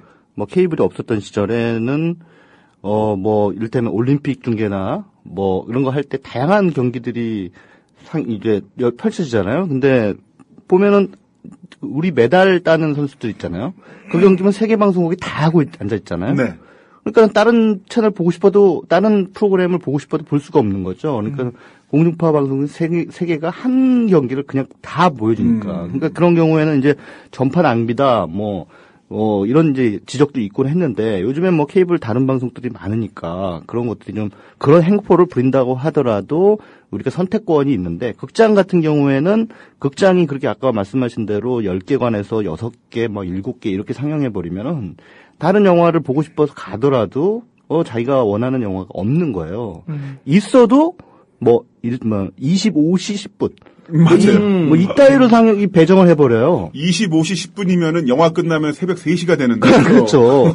영화 보러 갈라는데 차가 없어요. 네. 영화 보러 오는 것을 맞아. 갈라는데 없어. 그럼 관람 일정을 1박 2일로 잡아야 돼. 그러니까 이를테면 직장인들이 자기가 보고 싶은 영화가 있단 말이에요. 이를테면 뭐 비포 미드나잇이라든가 이런 영화를 이제 보고 싶은데 이제 상영 시간이 13시 10분 이렇게 돼 있단 말이에요. 그럼 이제 직장 일 때문에 못 보잖아요. 그러면 이제 퇴근하고 볼까? 해가지고 시간표 따져보면 아까 말씀드린 대로 25시 10분 이렇게 해놓으면은 보지 말란 얘기지. 예, 그 영화는 보지 말아라 이런 얘기죠. 그러니까 쫙 깔아놓으니까는 관객들이 자연스럽게 그러니까 자기가 보고자 하는 영화를 고른 다음에 극장에 가는 관객들도 물론 있지만 또 굉장히 많은 관객들이 일단 극장에 가요. 네. 그래서 걸려있는 것 중에 시간이 맞는 영화를 보는 그 경향성이 강합니다. 왠지 극장에서 영화 보려고 왔다 갔다 하는 그 느낌이 좀 좋잖아요. 그렇죠. 그래서 콜라 냄새, 이제 팝콘 냄새 맡으면서 보지 말아라 이런 느낌. 그렇죠. 그러니까 기본적으로 이제 멀티플렉스에 가는 관객들의 기대는 멀티플렉스니까 말 그대로 다양한 영화들이 걸려 있을 것이다라고 생각을 하고 가게 되죠. 그러니까 가서 막상 보면 일단 은밀하게 위대하게밖에 없네. 이렇게 되는 거예요. 그러면 시간이 맞는 게 그 영화밖에 없으니까 당연히 그 영화에 몰리게 되는 거죠. 네. 그래서 과연 은밀하게 위대하게라는 작품이 정말 그만큼의 관객들 지금 첫 주말에 340만 명 모았는데 340만 명. 예, 340만 명이라는 관객을 불러 모을 만한 그런 작품성과 흡입력을 가지고 있는 작품이냐. 저도 그게 제일 궁금해요. 예, 아니면은 정말 아까 말씀드린 이 영화만 봐라라고 강요했기 때문에 그 많은 관객들이 이 영화를 본 것이냐 이런 것도 좀 별도로 좀 따져봐야 한다는 얘기죠. 네. 네. 아무튼 그 스크린 저는 네네. 뭐 영화 자체에 대한 평가는 네네. 조금 논외로 예, 예. 다음에 이야기를 해도 좋을 것 같아요. 예. 뭐냐면은 영화 평론가 선생님들께서 보는 어떤 네. 시각과 일반 대중이 보는 시각은 또 다를 수가 있고 네. 그런 부분에서 뭐 합추점 이거 찾는 건 좀 논외로 치고 아까 말씀하신 것처럼 이렇게 쫙 깔아놓는 게 네. 폭력이라고 이제 말씀하셨는데 저도 일부분 동의를 하는데 또 이런 이야기도 있어요. 어쨌든 한국 영화가 잘 되는 거 좋은 거 아니야? 네. 이런 이야기도 나오는데 거기서는 어떻게 생각하시나요? 그러니까 그거는 이제 하나는 알고 둘은 모르는 소리예요. 그러니까 왜냐하면은 사실 스크린 독과점이라는 게 이제 문제가 되기 시작한 게 발단이요. 좀 거슬러 올라가야 되는데 2006년입니다. 2006년 여름에 개봉했던 괴물, 봉준호 감독의 괴물이 그때 당시에 제 기억으로는 한 700개 정도 상영관을 확보를 했습니다. 근데 김수현 씨 주연의 은밀하게 위대하게는 지금 1300개니까요. 1300개군요. 예. 그렇게 따지면은 뭐 700개 가지고 스크린 독과점 논란이 일어났다는 것 자체가 지금 기준으로 봤을 때는 참 신기하죠. 근데 그때 당시로서는 그것도 상당히 놀라운 일이었어요. 어떻게 한 영화가 700개 스크린을 확보할 수 있느냐. 근데 그때 당시에 퍼센티지로 따지면 그게 전체 스크린의 30% 정도였어요. 네. 30% 정도로 확보한 거 가지고도 독과점 문제에 대한 논란이 이제 불거져 나온 거죠. 근데 그때의 그 문제에 대해서 문제 제기하는 부분에 대한 어떤 저항 논리가 뭐였냐면 한국 영화 살지 않는 거 아니냐. 예, 이렇게 해서 한국 영화 돈 좀 벌면 좋은 게 좋은 거 아니냐. 이렇게 이제 그런 저항 논리가 있어가지고 이제 무마가 됐어요. 그러니까 스크린 독과점을 법적으로 규제해야 된다는 목소리가 나오면서 이제 국회 내에서 특히 민주노동당에서 한번 그 규제안을 만든 적이 있습니다. 근데 그게 상정조차 안 됐어요. 왜냐하면 아까 말씀하셨듯이 한국 영화 좋자고 하는 건데 뭘 그걸 가지고 시장 논리도 있고 그런데 그걸 법적으로까지 규제하냐라고 하는 얘기가 있었던 거죠. 근데 문제는 뭐냐면 2006년에 괴물이 700개 스크린을 확보한 바로 이듬해 캐리비안의 해적 세상의 끝에서라는 네. 그 조니 뎁 주연의 영화죠. 그 영화가 900개 스크린을 확보합니다. 와. 네. 900개 스크린을 확보한 것은 그 이전에 할리우드 영화는 한 번도 그만큼의 스크린을 확보한 적이 없어요. 근데 그 할리우드 입장에서는 야 한국은 900개 해도 돼. 해도 돼? 네, 해도 돼. 정작 미국 영화는요. 자국 시장에서 그 정도 스크린을 확보를 하지 않아요. 그러니까 미국의 전체적인 그 상영관 수가 4만 개 정도가 됩니다. 네. 그런데 그 블록버스터라고 하는 영화들도 대충 한 4,000개 정도 잡아요. 그러면 얼마입니까? 10% 정도. 네, 10% 정도 잡는 거죠. 근데 우리나라에서 900개면 그때 당시에가 2,000개 정도 되는 상영관 수였는데 반이야. 절반을 먹는 거예요. 한 나라의 영화 상영관 절반을 담는 절반을 먹는 거예요. 근데 할리우드 입장에서는 야, 한국 영화 니들이 먼저 했잖아. 그렇게 되는 거예요. 그 방어 논리가 결국 공정 논리가 되는군요. 그렇죠. 한국 영화 너넨 됐는데 우리는 왜 안 돼? 너네는 하는데 우리는 왜 안 돼? 이렇게 되는 거예요. 그 다음에 점점 스크린 수가 늘어나고 뭐 나중에 뭐 다른 영화들 막 900개, 1000개 막 이렇게 가더니만 아이언맨 3도 1000개 넘었잖아요. 네. 1300개 관에서 상영을 했죠. 근데 이 은밀하게 위대하기가 또 1300개 관에서 첫 주말에 상영이 됐단 말이에요. 이렇게 은밀하게 위대하가 1300개를 하면은 네네. 다음에 또 헐리우드 영화가 또 한 1300개 뭐 1500개까지도 갈 수 있다 저는 믿어요. 1500개. 우리나라 전체 상영관 수가 좀 2400개 정도 되는데 1500개 정도까지는 갈 수 있다. 그리고 걔네들의 기본적인 논리가 그거예요. 야, 한국 영화 니들은 되고 우리는 안 돼. 이거 뭐가 있냐. 그래서 이제 말하자면 한국 영화가 스크린 독과점을 위한 일종의 쇠빙산 역할을 하는 거예요. 쫙 뚫어주는 거예요. 길을 내줬군요. 예, 굴을 쫙 뚫어주면 할리우드가 무혈 입성하는 거죠. 예, 거기에 쫙 들어오는 거죠. 결국 헐리우드 영화든 뭐 1000개 어떤 그런 한국 영화든 간에 그런 영화들은 기본적으로 대자본들이 다 움직이는 거잖아요. 그렇죠. 그러니까 사실 큰 어떤 자본을 움직이는 입장에서는 헐리우드 영화를 걸고 1000개를 틀든 국산 영화로 1000개를 틀든 돈만 벌면 되는데 문제는 그 와중에 이제 일반 소비 어떤 관객들의 선택 권리도 무너지고 또 하나 이 다른 영화인들의 기회가 완전 박탈되는 거 아닙니까? 그렇죠. 그러니까 부익부 빈익빈 현상이 심화되는 거예요. 그러니까 이를테면은 극장가에서도 우리 사회의 문제점이라고 할 수 있는 양극화 현상이 뚜렷해지는 거죠. 그래서 큰 영화는 되고 또 조금 다른 얘기를 하는, 낯선 얘기를 하는, 혹은 뭐 네. 새로운 실험을 보여주는 그런 영화들은 아예 상영관 자체를 잡을 수 없는 그런 환경으로 이제 내몰리게 되는 거죠. 네. 그러니까 이거의 문제는 뭐냐면 단순히 영화인들의 먹고 사는 문제에 그치는 게 아니라, 우리 이 영화를 보는 그 많은 관객들이 편향된 그 영화들만 계속 소비하게 된다는 얘기예요. 네. 그러니까 편향된 영화가 뭐냐? 쉽고 잘 소화되게끔 만든 아주 뻔한 영화들. 편한 영화. 예. 그러니까 독해가 아주 쉬운 영화들. 네. 괜히 생각하게 만드는 그런 영화가 아니라 영화를 보면서 그냥 뭐 액션 뭐 이런 거 아니면 뭐 코미디 웃고 떠들고 아니면 그냥 막 7번 방의 선물처럼 막 내리 막 울고 싶은데 뺨 때려주는 그런 영화들. 네. 이런 그러니까 말하자면 말초적인 영화들만 이제 인기를 끈단 네. 말이죠. 그래서 그러다 보면은 이제 이 관객들이 다른 영화를 접할 이 기회 자체가 없기 때문에 기회도 없어지고 자신의 그러면서 이제 그런 영화를 볼 수 있는 안목도 좀 그렇죠. 문화적인 소양이 네. 점점 좁아지고 있다. 그래서 제가 하향평준화라는 말을 많이 쓰는데 지금 현재 한국의 어떤 특히나 영화와 관련된 관객들의 이런 말씀 드리면 경기 일으키는 사람들 굉장히 많아요. 네. 관객들한테 절대 해서는 안 된 말이 수준이란 말이에요. 수준이란 말 하면 뭐 발끈하고 내가 뭐 수준이 낮아 뭐 이러면서 니는 평론가라 그래 수준이 높아? 뭐 이러면서 따지는 분들이 계신데 관객들의 수준이 제가 하는 거 아닙니다. 하향평준화 된다는 얘기예요. 네. 그러니까 보는 눈높이 자체가 낮아진다는 얘기죠. 그렇죠. 그러면 점점 우리 사회에서 우리가 항의할 수 있는 문화적 수준이 그렇게 이제 낮아진다는 것은 결코 바람직하지 않다라는 얘기죠. 저는 다른 것보다도 이런 식으로 큰 영화들이 막 걸다 보니까 네네. 제가 좋아하는 장르 중에는 좀비 영화 이런 것들이 많이 있는데요. 진짜 좋아하는 거. 네, 좀비 영화 아니면 뭐 이런 영화들 많이 좋아하는데 예전에 좀비랜드라는 영화 개봉을 했었어요. 네네. 예매를 하고 찾아갔더니만 영화 보러 가기 10분 전에 전화가 왔어요.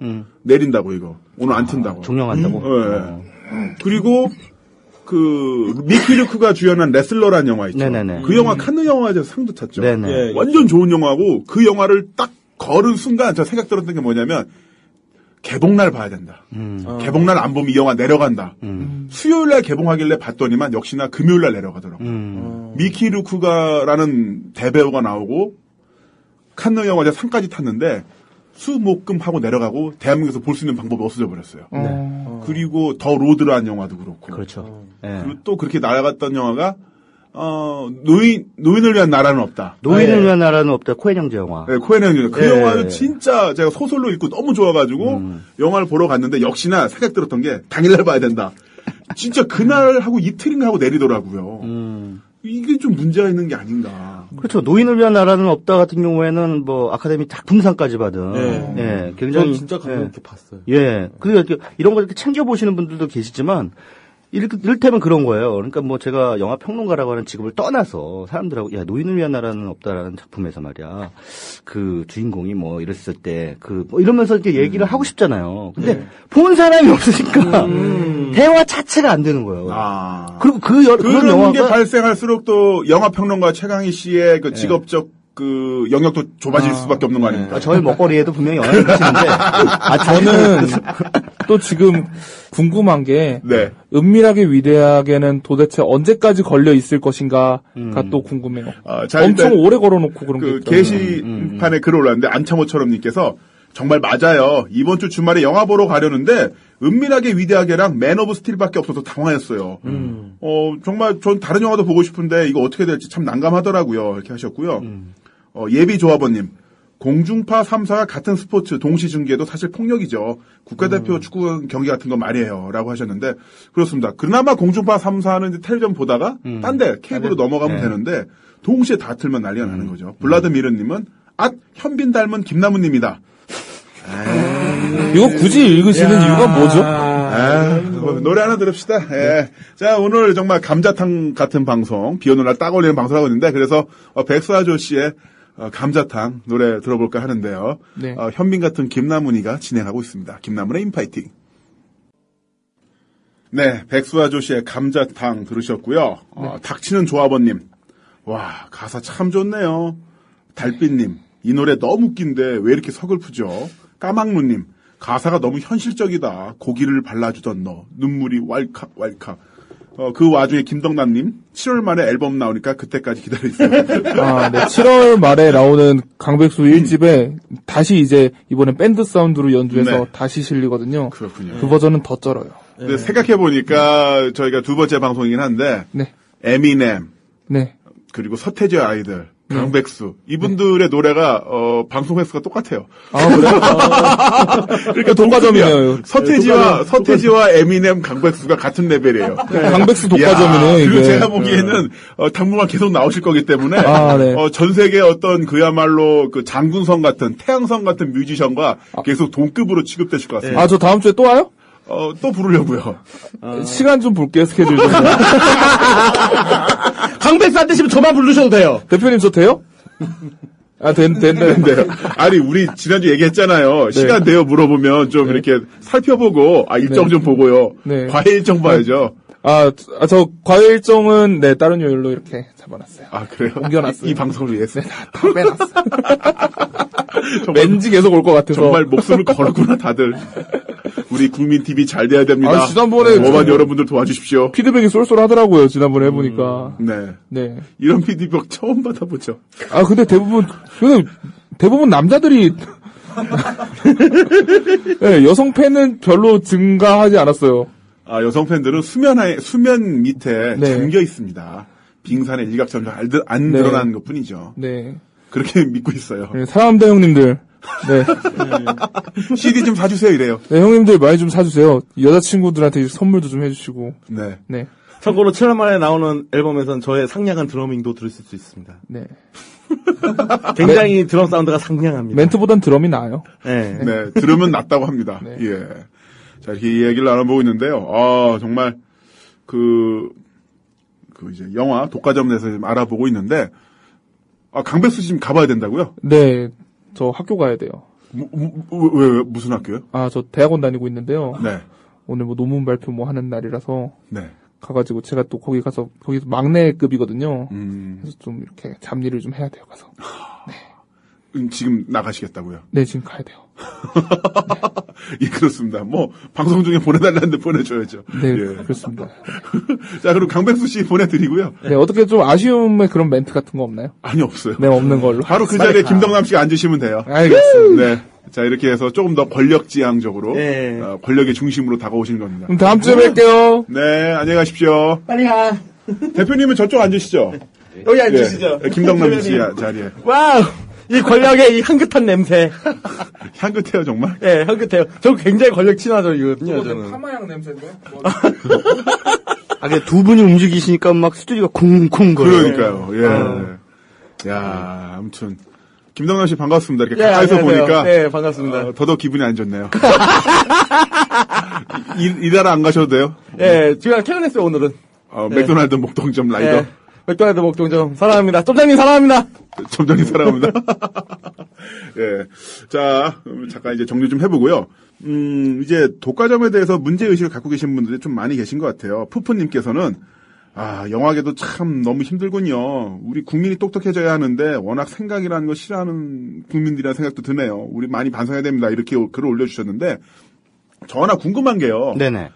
미국에서는 블록버스터 막, 네. 여름 되면 영화들 막 개봉하잖아요. 예.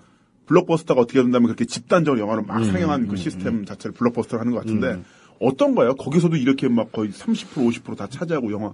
그런 경우는 없습니다. 그러니까 아까 제가 말씀드렸다시피 한 10% 정도 내외 그 정도의 스크린을 확보하는 게 이제 관행으로 되어 있습니다. 근데 그거를 어떤 제도나 법으로 이렇게 규정한 건 아니에요. 네. 그런데도 불구하고 알아서 사실 메이저 스튜디오들이 한 10%까지만 확보를 해요. 알아서요? 예, 알아서. 그러니까 되게 웃기죠. 그러니까 미국이라는 나라가 그 자본주의 천병이잖아요. 네. 근데 시장 논리나 이런 것들에 의해서 지가 힘 세면 잡고 싶은 만큼 잡는 게 맞다라고 생각할 수도 있겠죠. 그런데 알아서 자제를 한단 말이죠. 근데 그 이유가 뭐냐면 미국에서는 지금 1940년대에 그 메이저 스튜디오들이 전부 그 극장들을 다 가지고 있었어요. 그거를 이제 수직 계열화라고 합니다. 수직 계열화. 예.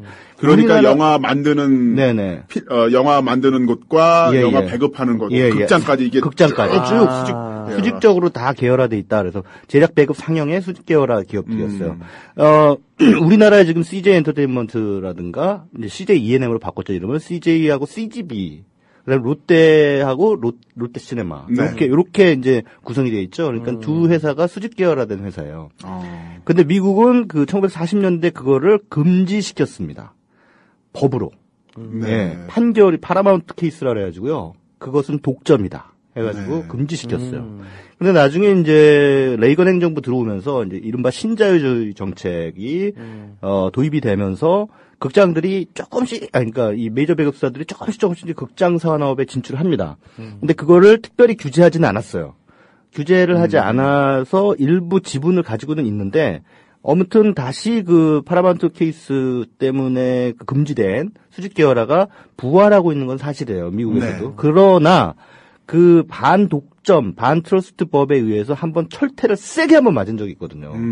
그렇기 때문에 이 사람들은 혹시라도 모노폴리, 즉 독점이라고 하는 말이 나올까봐 굉장히 조심하는 분위기예요. 아하. 그래서 자신들이 뭐 20%, 30% 만약에 스크린을 확보했다 그러면 당장 그거에 대한 반대 여론이 들불처럼 일어나서 너네 지금 독점하는 거 아니냐? 이거 모노폴리 아니냐라고 문제제기가 됩니다. 그러면은 자기들 또 다시 파라마운트 판결처럼 그런 철퇴를 맞을 수 있거든요. 그러니까는 알아서 몸을 사리는 거예요. 그런데 한국은 스크린 독과점을 견제할 어떠한 법적 규제가 없습니다. 그렇기 때문에 지금 2,400개 스크린인데 만약에 한 영화가 2,400개를 다 독식하겠다. 마음을 먹으면 그렇게 할 수 있습니다. 그렇게 할 수 있어요. 예. 그래서 온 국민이 오로지 한 영화만 봐야 되는 세상이 곧 올지도 모릅니다. 그 북한 같은 경우는 텔레비전 채널이 고정이 돼 있다고 하잖아요. 하나만 나오고, 그 로타리 노동당 TV, 노동 TV 하나만 나온다고 하는데 뭐 거기는 그 어떤 정치적인 어떤 이익을 위해서 그렇게 돼 있는 겁니다만 우리나라 같은 경우는 정말 그 자본의 이익 위해서 모든 게 다 이렇게 통제될 수 있는 그렇죠. 그런 그렇죠. 와, 그래서 이제 뭐 무섭네, 나름대로 이제 우리나라의 극장들도 그 스크린 독과점을 규제해야 된다라고 하는 목소리에 대해서 자기들 나름대로 방어 논리가 있긴 해요. 네. 그게 뭐냐면 일단 시장 논리에 어긋나지 않느냐. 그러니까 영업의 자유를 훼손하는 거다. 우리가 이 관객들한테 뭘 보여줄지도 우리가 결정하는 거지. 왜 그거를 정부에서 나서서 이래라 저래라 하냐. 라고 얘기를 한단 말이에요. 그건 영업의 자유, 우리 대한민국은 자유민주주의 국가인데 자본주의 국가고. 근데 그거를 하는 거는 꼭 빨갱이들이 하는 거지. 그거 왜 근데 그럼 미국은 빨갱이 나라입니까 그러면? 그렇게 따지면? 그게 비슷한 게 바로 대형마트의 입점 논리랑 똑같은데요. 대형마트 하나 매출이 1년에 800억 정도 만든다고 해요. 그러면 인구 10만 도시에 대형마트 서너 개 들어가면 1년에 2천억 정도의 돈이 그 지역에서 돌지 않고 중앙, 서울에 있는 보선 다 빨리 올라가잖아요. 그렇죠. 대형마트 3개 정도 들어오면은 동네가 완전 박살이 납니다. 그렇죠. 그 동네에서 웬만한 자영업들은 뭐 그냥 다 박살이 나고 그러면서 사장으로 있던 사람들이 점원이 되고 점원으로 일하던 사람들이 또 다른 좀 더 이제 소득수준이 낮은 직종으로 계속 바뀌게 되죠. 결국은 그 대형마트도 매출이 떨어져요. 그런 식으로 하다 보면. 그러다 보니까 그 대형마트의 입점 제한이라든가 출점 제한에 대한 그런 법률들이 외국 같은 경우는 좀 있는 경우가 있는데 그런 식으로 본다면 한국 영화는 어떻게 본다면은 더 위험한 상황에 처해 있는 거네요. 그렇죠. 저는 그 쿠엔틴 타란티노가 이런 이야기를 한 적이 있어요. 뭐냐면 자기 이상형, 내가 좋아하는 멋진 쿨한 여성은 뭐냐면 한밤에 소니 찌바의 영화를 보면서 콜라를 마시면서 같이 환호성을 지를 수 있는 여자라면은 사랑할 수 있겠다. 이런 이야기를 했는데 그 소니 찌바 아시죠? 영화 킬빌에서 그 핫도리 한저로 나왔던 그 사람이 굉장히 유명한 일본 액션 영화 배우예요. 근데 그 사람이 예전에 나왔던 그 사무라이 영화가 그 뭐랄까요? 굉장히 좀 컬트적이고 액션이 좀 살아있어서 그 미국에도 팬이 많고 쿠엔틴 타란티노도 그 사람 팬인 거죠. 그 쿠엔틴 타란티노 그 얘기를 따로 넓게 좀 해석하자면 뭐냐면은 만든 지 30년 된 일본 영화를 틀어주는 영화관이 있다는 거죠. 그렇죠. 네. 그렇죠. 물론 아주 번듯한 상영관 아니더라도 뭐 예전에 재상영관 이런 것처럼 좀 외곽으로 나가면은 만든 지 30년 된 일본 영화를 틀어주는 상영관이 있다는 얘기고. 7인의 사무라이나 뭐 그렇죠. 그 있다는 건데 그런 식의 어떤 그 다양한 문화 토양이 있기 때문에 지금 이 미국이 사실 미국 놈들이 만들 줄 아는 게 영화랑 핵미사일밖에 못 만든 것 같아요. 걔네 뭐 제대로 만든 게 없어. 저는 이제 공대 나왔는데 미국산 공산품 보면 아주 그냥 진짜 한숨이 나와요. 스매끼리도 못 만들어 걔네들. 스매끼리가 뭐야? 스매끼리가. 손톱깎이도 못 만들어. 그 스매끼리에 그다음에 뭐지? 철심은 스테플러. 이것도 제대로 못 만들어요. 걔네 만드는 거는 미사일, 비행기, 영화, 그리고 맥도날드 햄버거. 좀 맛있잖아. 근데 요즘 맥도날드 햄버거는 좀 별로예요. 맥도날드 라이더로 일하고 있잖아요. 근데 솔직히 이거는 객관적으로 말할 수가 있는 게, 맥도날드는 메뉴가 너무 보수적이야. 모험을 안 해요. 뭔 여기는 이렇게 얘기가 중구난방이야. 스크린 독과점하다가 갑자기 스매끼리 얘기가 나오지 않나. 맥도날드 햄버거로 넘어가고. 그 다양한 문화적 토대가 있기 때문에 그런 상상력이 빛나는 작품들이 나올 수 있다고 생각을 하거든요. 그러니까 바로 지금 김남은 씨가 되게 중요한 지적을 해주셨는데, 다른 영화를 볼 수 있는 기회가 줄어들면은요, 일단은 창작을 하는 사람들 입장에서도, 이를테면 쿠엔틴 타란티노도 예전에 그 마카로니 웨스턴에 열광을 했기 때문에 장고라는 영화를 또 만들어낼 수 있었잖아요. 근데 그 마카로니 웨스턴을 함께 추억하는 관객들이 없다면, 그게 만약에 그런 영화를 만들었을 때 누가 과연 그 영화를 이해할 수 있겠어요. 근데 당장 한국에서도 장고를 흥행 실패했잖아요. 왜냐면 마카로니 웨스턴을 접할 수 있는 접하고 마카로니 웨스턴에 대한 추억을 가지고 있는 사람들이 그것을 쿠엔틴 타란티노가 어떻게 재해석하고 변주하는지에 대해서 영화를 통해서 보면서 확인하게 되는 쾌감이 있다는 거죠. 그런데 지금의 극장가 즉 한두 편의 정말 유치하게 짝이 없는 영화들이 모든 관객들을 다 포획하는 그런 극장가에서 그런 다양성들에 대한 훈련이 안 돼 있다고 한다면, 이를테면 한국에서 쿠엔틴 타란티노 같은 감독이 나올 수 있을까요? 못 나온다는 얘기죠. 그러니까 패턴화된 정형화된 컨텐츠에 그냥 익숙해졌고 그 이상을 이제 넘어갈 수 없고, 그러다 보니까 제작 환경도 거기에 맞춰지고. 그렇죠. 마치 이 주말 드라마에는 항상 재벌 3세가 등장을 하고. 맞아요. 그런 영화를 아침에는 불륜이 등장하고. 소화를 못 시킨 거예요. 그러니까 낯선 영화에 대한 소화력이 떨어져 버리는 거예요. 그러니까 낯선 호흡의 영화들, 새로운 호흡의 영화들, 이런 것들에 대한. 호흡 나서 말씀드리는 건데, 지금 추우세요? 아니요. 왜요? 발발 떠시는 것 같아서. 지금 흥분해가지고 그래요. 흥분해가지고. 지금 내가 흥분해가지고. 혹시 에어컨이 너무 세서 그런가? 아니, 이 얘기하다 저희 에어컨이 굉장히 좋은 에어컨이라서. 스크린 독과점 얘기하다 보니까 열이 받으셨군요. 혈압이 확 오르면서 새끼들이 다 죽여버려야 돼, 막 속으로 그렇게 생각하고 있는데, 아무튼 그렇다는 거죠. 그래서 분명히 이 부분은 문제의식을 가지고 영화계뿐만 아니라 전체적인 문화적 차원에서 짚고 넘어가야 되고, 반드시 제도적 규제를 해야 된다. 저는 그런 입장입니다. 가자동님께서요. 최강희님 고정 강추요. 공중파 나가서 하고 싶지도 않은 영화 평론 하지 마시고 여기 오셔서 마음껏 저지르세요. 네, 그건 최강희님한테 도움이 안 되는 소리입니다. 그게 무슨 얘기예요? 그게 무슨 얘기야? 그러니까 여기만 나오시면 안 되죠.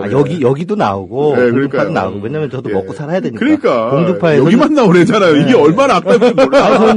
공중파에서는 가서 이제 좀 위선 좀 떨고요. 여기 와서는 솔직한 방송하고. 공릉동 아줌마님께서 아줌마도 괜찮다면 오늘부터 팬할게요. 물론입니다. 사랑합니다. 다들 말씀 너무 잘하시네요. 노원은 롯데시네마가 교차 상영 심해도 너무 심하게 해서 보려고 하면 사라지고 결국 멀리 가서 볼 수밖에 없어요. 이렇게 해주셨고, 예비조합원님께서는 영화 배급 문제에서 우리나라가 미국보다 더 자본주의적이군요. 약육강식. 우리나라는 독과점에 대해서 너무 관대하네요. 정말 기업 친화적인 나라인 것 같아요, 여기는. 네. 무한대의 영업의 자유를 주는데, 특히 극장 같은 경우에 그렇게 무한대 영업의 자유를 주는 것은 저는 안 된다고 봅니다. 왜냐하면 아까 이제 대형마트 얘기했는데요. 그것도 사실은 규제하려는 움직임이 있잖아요. 네, 있죠. 조례로 여기 합정역 옆에만 하더라도 이제 홈플러스 입점하면서 굉장히 큰 어떤 소동이 좀 있었죠. 근데 먹고 사는 거에 대한 문제도 문제잖아요, 그거는. 근데 하물며 영화는 문화잖아요. 그냥 먹고 사는 어떤 그 장사가 아니란 얘기죠. 그냥 이 시민의 영혼에 아주 깊은 영향을 미치는 그런 문화 콘텐츠와 관련된 것은 당연히 다양성을 보장하게끔 제도를 정비해야 된다는 거죠.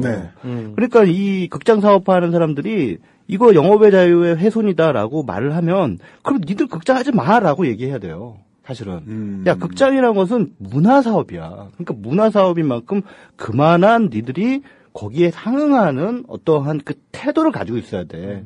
라고 얘기를 할 수 있어야 된다는 거죠. 그러니까 이런 얘기들이 계속 나오다 보니까 이를테면 CJ나 롯데 같은 데서 예술영화 전용관을 만들었어요. 네, 맞습니다. 네. 뭐 무비 콜라주 뭐 이런 거 있잖아요. 무비 콜라주, 롯데는 아르떼라고 네. 해가지고 좀 만들었죠. 근데 극장 가보시면 아시겠습니다. 골방. 제일 그 좌석수 작은 골방 하나 딱 놔두고. 예, 저도 저번에 그 CGV 상암동에 있는 CGV를 가서 무비 콜라주에서 거기서 상영하는 그 지슬이라는 영화를 봤어요. 네. 봤는데 그때도 굉장히 늦은 시간이었고 극장에 사람은 굉장히 많았지만은 지슬을 보러 가는 관객은 적었고요. 네. 솔직히 아무래도 좀 늦은 시간이다 보니까 재밌게 보고 나오긴 했는데 왠지 제가 느낀 거는 뭐냐면은 그냥 상영관 하나를 이렇게 마련해가지고 인디 영화 상영해주고 하면서 뭔가 느낌이 고맙다라는 생각보다는 약간 좀 생생낸다는 느낌이 굉장하게 느껴지는 거예요. 그게 마치 이게 우리가 뭐 저도 그렇고 다른 사람들도 그렇고 이렇게 좀 매니악한 영화나 어떤 그런 인디 영화를 굉장히 좋아하시는 사람들이 이렇게 뭐 그 사람들을 위해서 뭔가 만들어주고 나서 되게 생생을 낸 듯한 그냥 너희들의 그 매니아층을 위해서 이렇게 만들어줬으니까 너는 우리한테 고마워해라. 그러면서 딱 그런 느낌들이 참 좀 느낌이 별로 안 좋더라고요, 사실은. 그러니까 말하자면 얘따 먹어라 이거예요. 예. 야, 우리 다양성 생각해.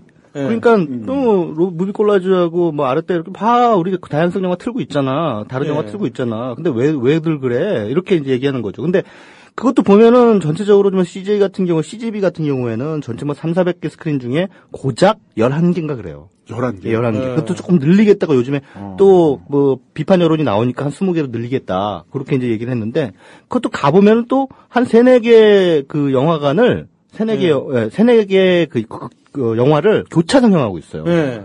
교차상. 그걸 퐁당퐁당이라고 그러거든요. 퐁당퐁당 상영을 하고 또 뭐 어떤 영화는 막 아까도 얘기했듯이 새벽 1시에 막 틀고 그런 경우가 많고 또 게다가 은밀하게 위대하게 같은 영화가 굉장히 막 그 히트를 치잖아요. 히트를 치고 막 많은 관객들을 막 불러모으잖아요. 그러면 밀리기가 이제 시작이 됩니다. 그래서 다른 영화 이제 스타트랙, 다크니스가 한계가 또 다 차지하죠. 그러면 거기에 맞춰서 그 전에 몽타주라는 영화가 어디로 들어가느냐? 무비 콜라주로 들어가 버려요. 무비 콜라주로 들어가 버리는 거예요. 그러니까 무비 콜라주에서 예술 영화만 트는 게 아니에요. 상업 영화도 튼다는 얘기예요. 갓길 같은 거군요. 고속도로 갓길. 그래서 아예 지금 뭐 제가 알기로는 어떤 그 독립 영화 그 관련된 그 프로듀서가 8월 달에 극장을 잡으려고 그러는데 또 전화를 했대요. 전화를 했더니 무비 콜라주 쪽에 전화를 했더니 8월 달에는 극장이 없다. 관이 없다라고 얘기를 하더래요. 왜 관이 없어요? 왜 관이 없냐고. 말이 안 되는 거잖아요. 상업 영화들을 틀어야 되기 때문에 성수기라. 예. 그러니까 거기는 독립영화로만 튼, 예술영화만 트는 그런 전용관으로 트는 게 아니라 살짝 그런 걸 이제 틀어줌으로써 우리가 자기들이 무슨 마치 굉장히 그 다양성을 지키고 있는 것 같은 그런 생색만 딱 낸다는 거죠. 마치 자기들이 문화 다양화의 천병인 듯한. 그러니까.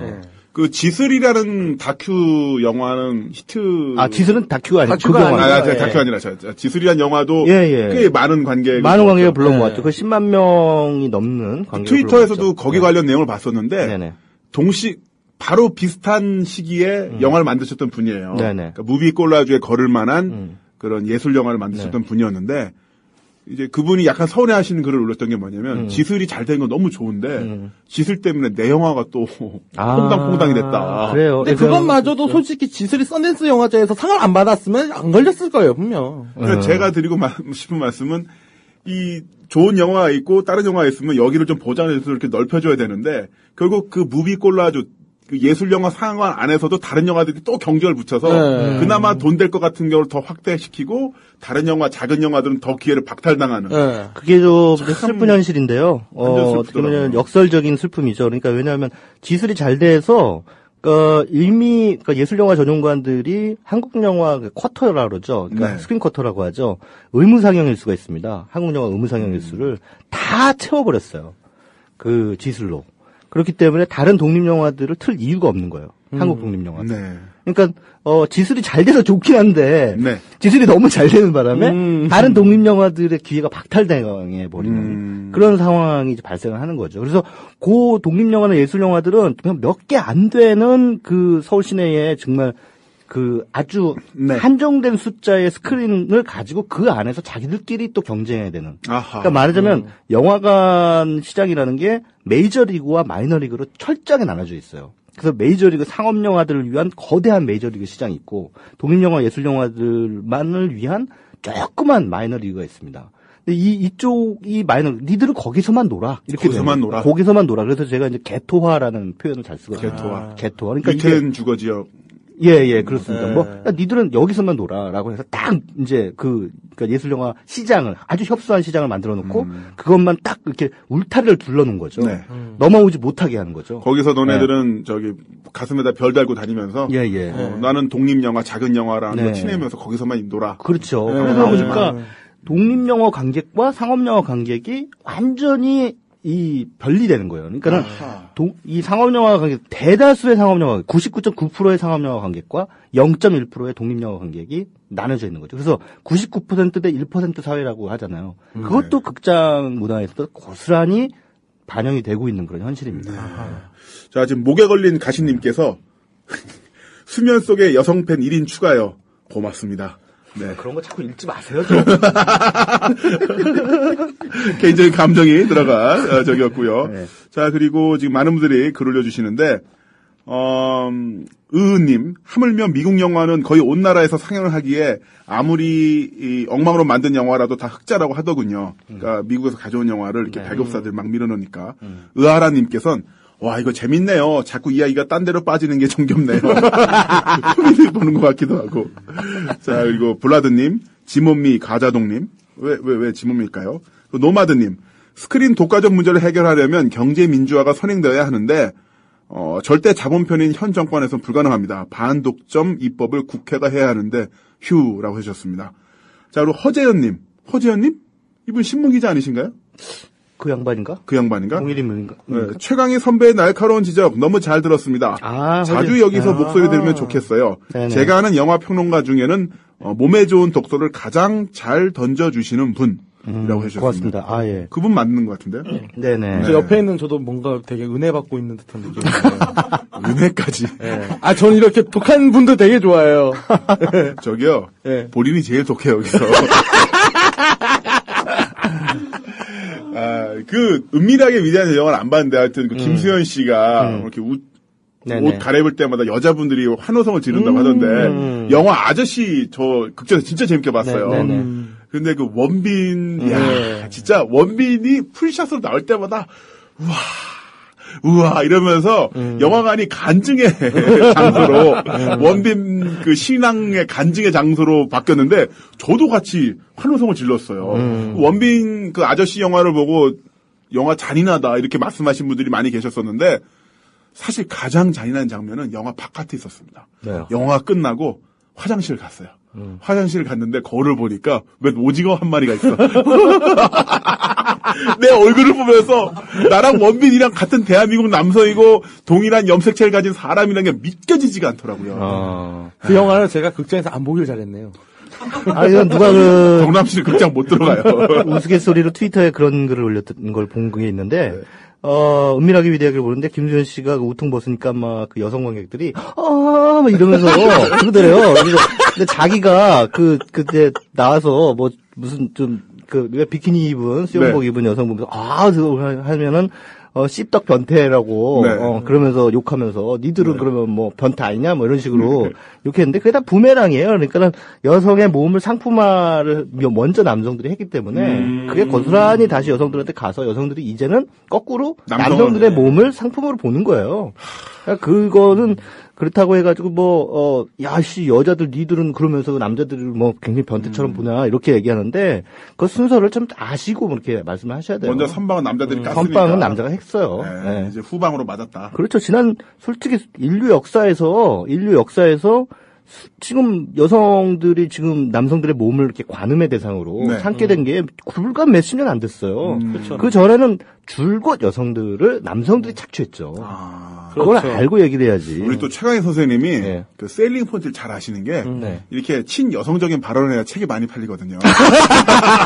일단 남자들은 책을 안 사. 네, 여자들이 책을 사거든. 자, 여기서 또 책 광고 한번 잠깐 해주시죠. 얼마 전에 책 내셨죠? 예. 무비 스토커. 예, 무비 아주 스토커. 좋은 책이라 알고 있습니다. 예, 영화 에세이 무비 스토커고요. 다음 주에 이거 좀 광고해도 되나요? 아, 광고해도 돼요. 예, 다음 주에 우리 김남은 씨하고 저하고 같이 그 조인트 북 콘서트를 합니다.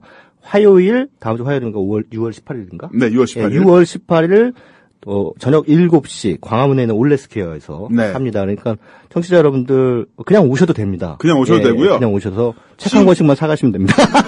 시내 마고라 트위터로 신청하셔도 되고 예스24 서점 예, 있죠. 아니요. 근데 뭐 신청 같은 거 그냥 촌스럽게 받는 건 그렇고 네. 그냥 오세요. 그냥 오셔서 6월 18일 네. 저녁 7시. 예, 저녁 7시 광화문에 있는 KT 건물 거기 네. 이제 올레스퀘어에서 이제 김남은 씨와 제가 이제 미니 강연 20분씩 미니 강연 하고 나중에 이제 토크 매치. 네. 예.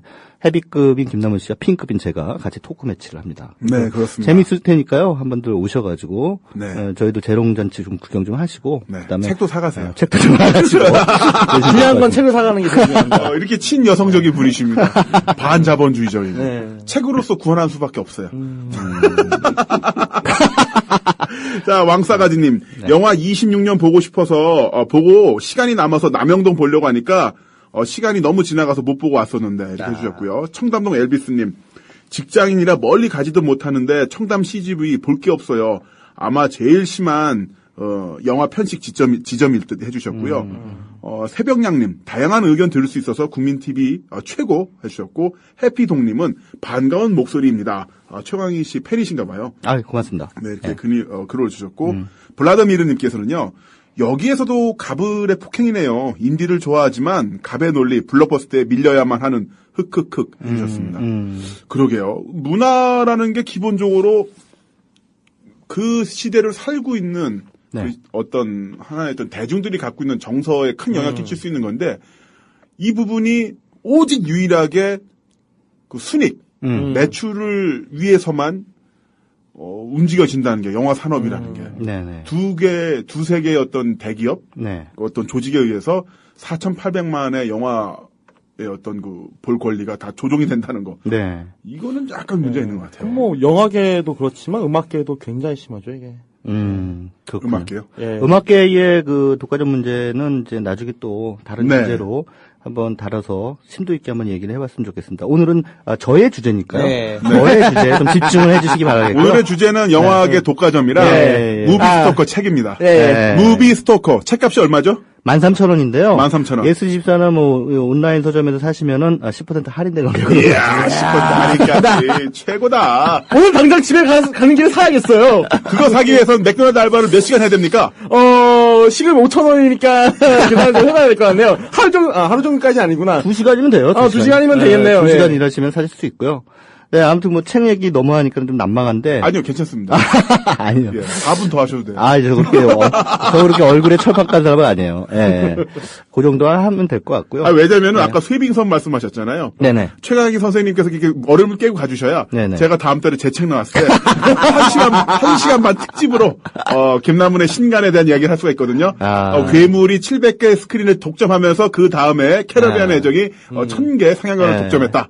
이런 것처럼 쇠빙선 논리 말씀해 주셨는데 오늘 깨고 나가 주십시오. 깨고 저는 그냥 제가 베스트셀러 같은 건 욕심은 없고요. 그냥 2쇄만 찍으면 좋겠다. 최강희 선생님께서 그런 말씀하셨어요.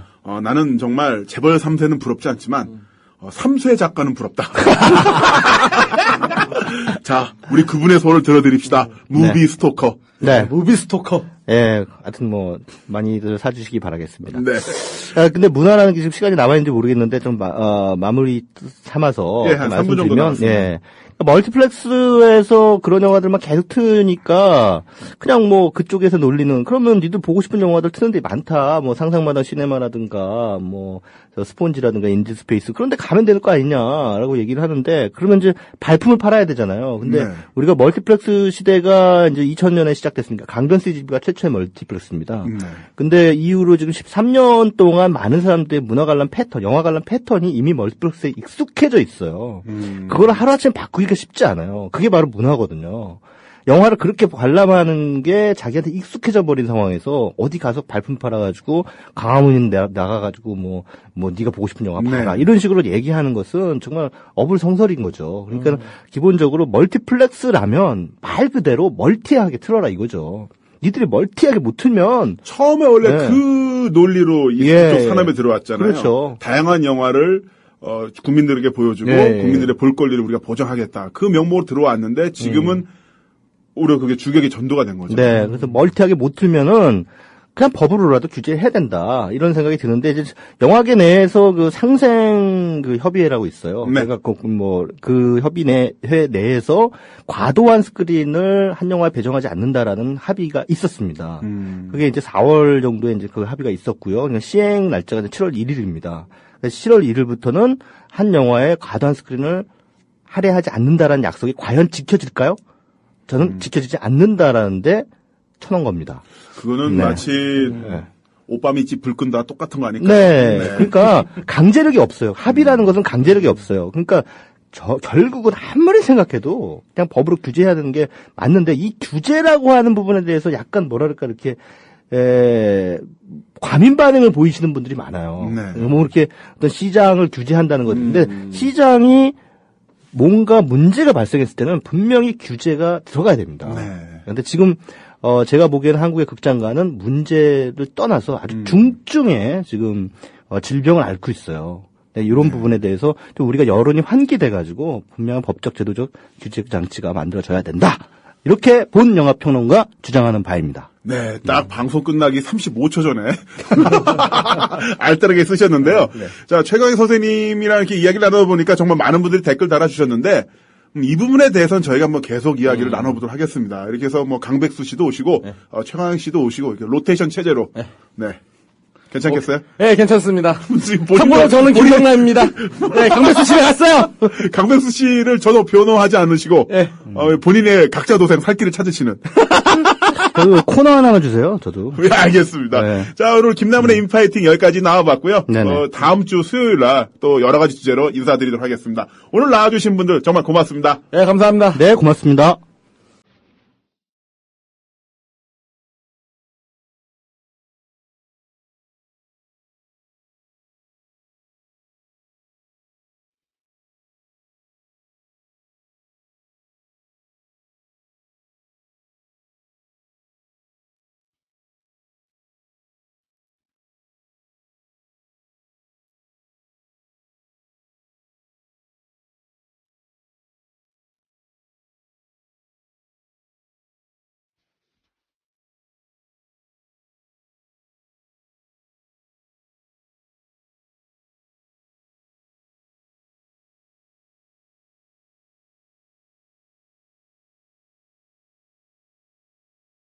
국민TV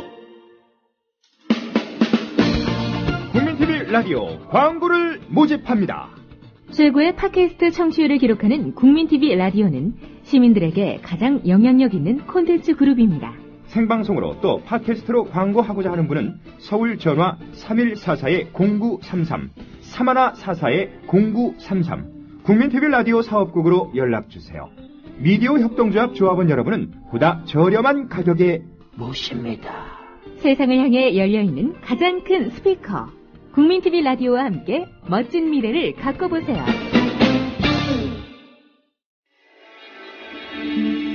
강원도 춘천 출신 새누리당 김진태 의원입니다. 국정원 여직원의 선거 개입은 사실 무근인 것으로 밝혀졌습니다.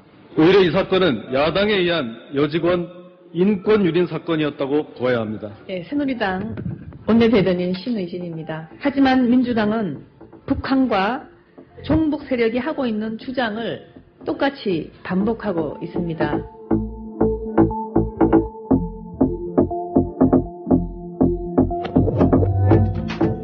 공정한 방송이 있다면 국정원 선거 개입의 진실을 바로 알리고 꾸짖을 것입니다. 국민TV는 이래서 필요합니다. 미디어 협동조합 조합원이 되어주십시오. 국민TV 홈페이지에서 가입하실 수 있습니다.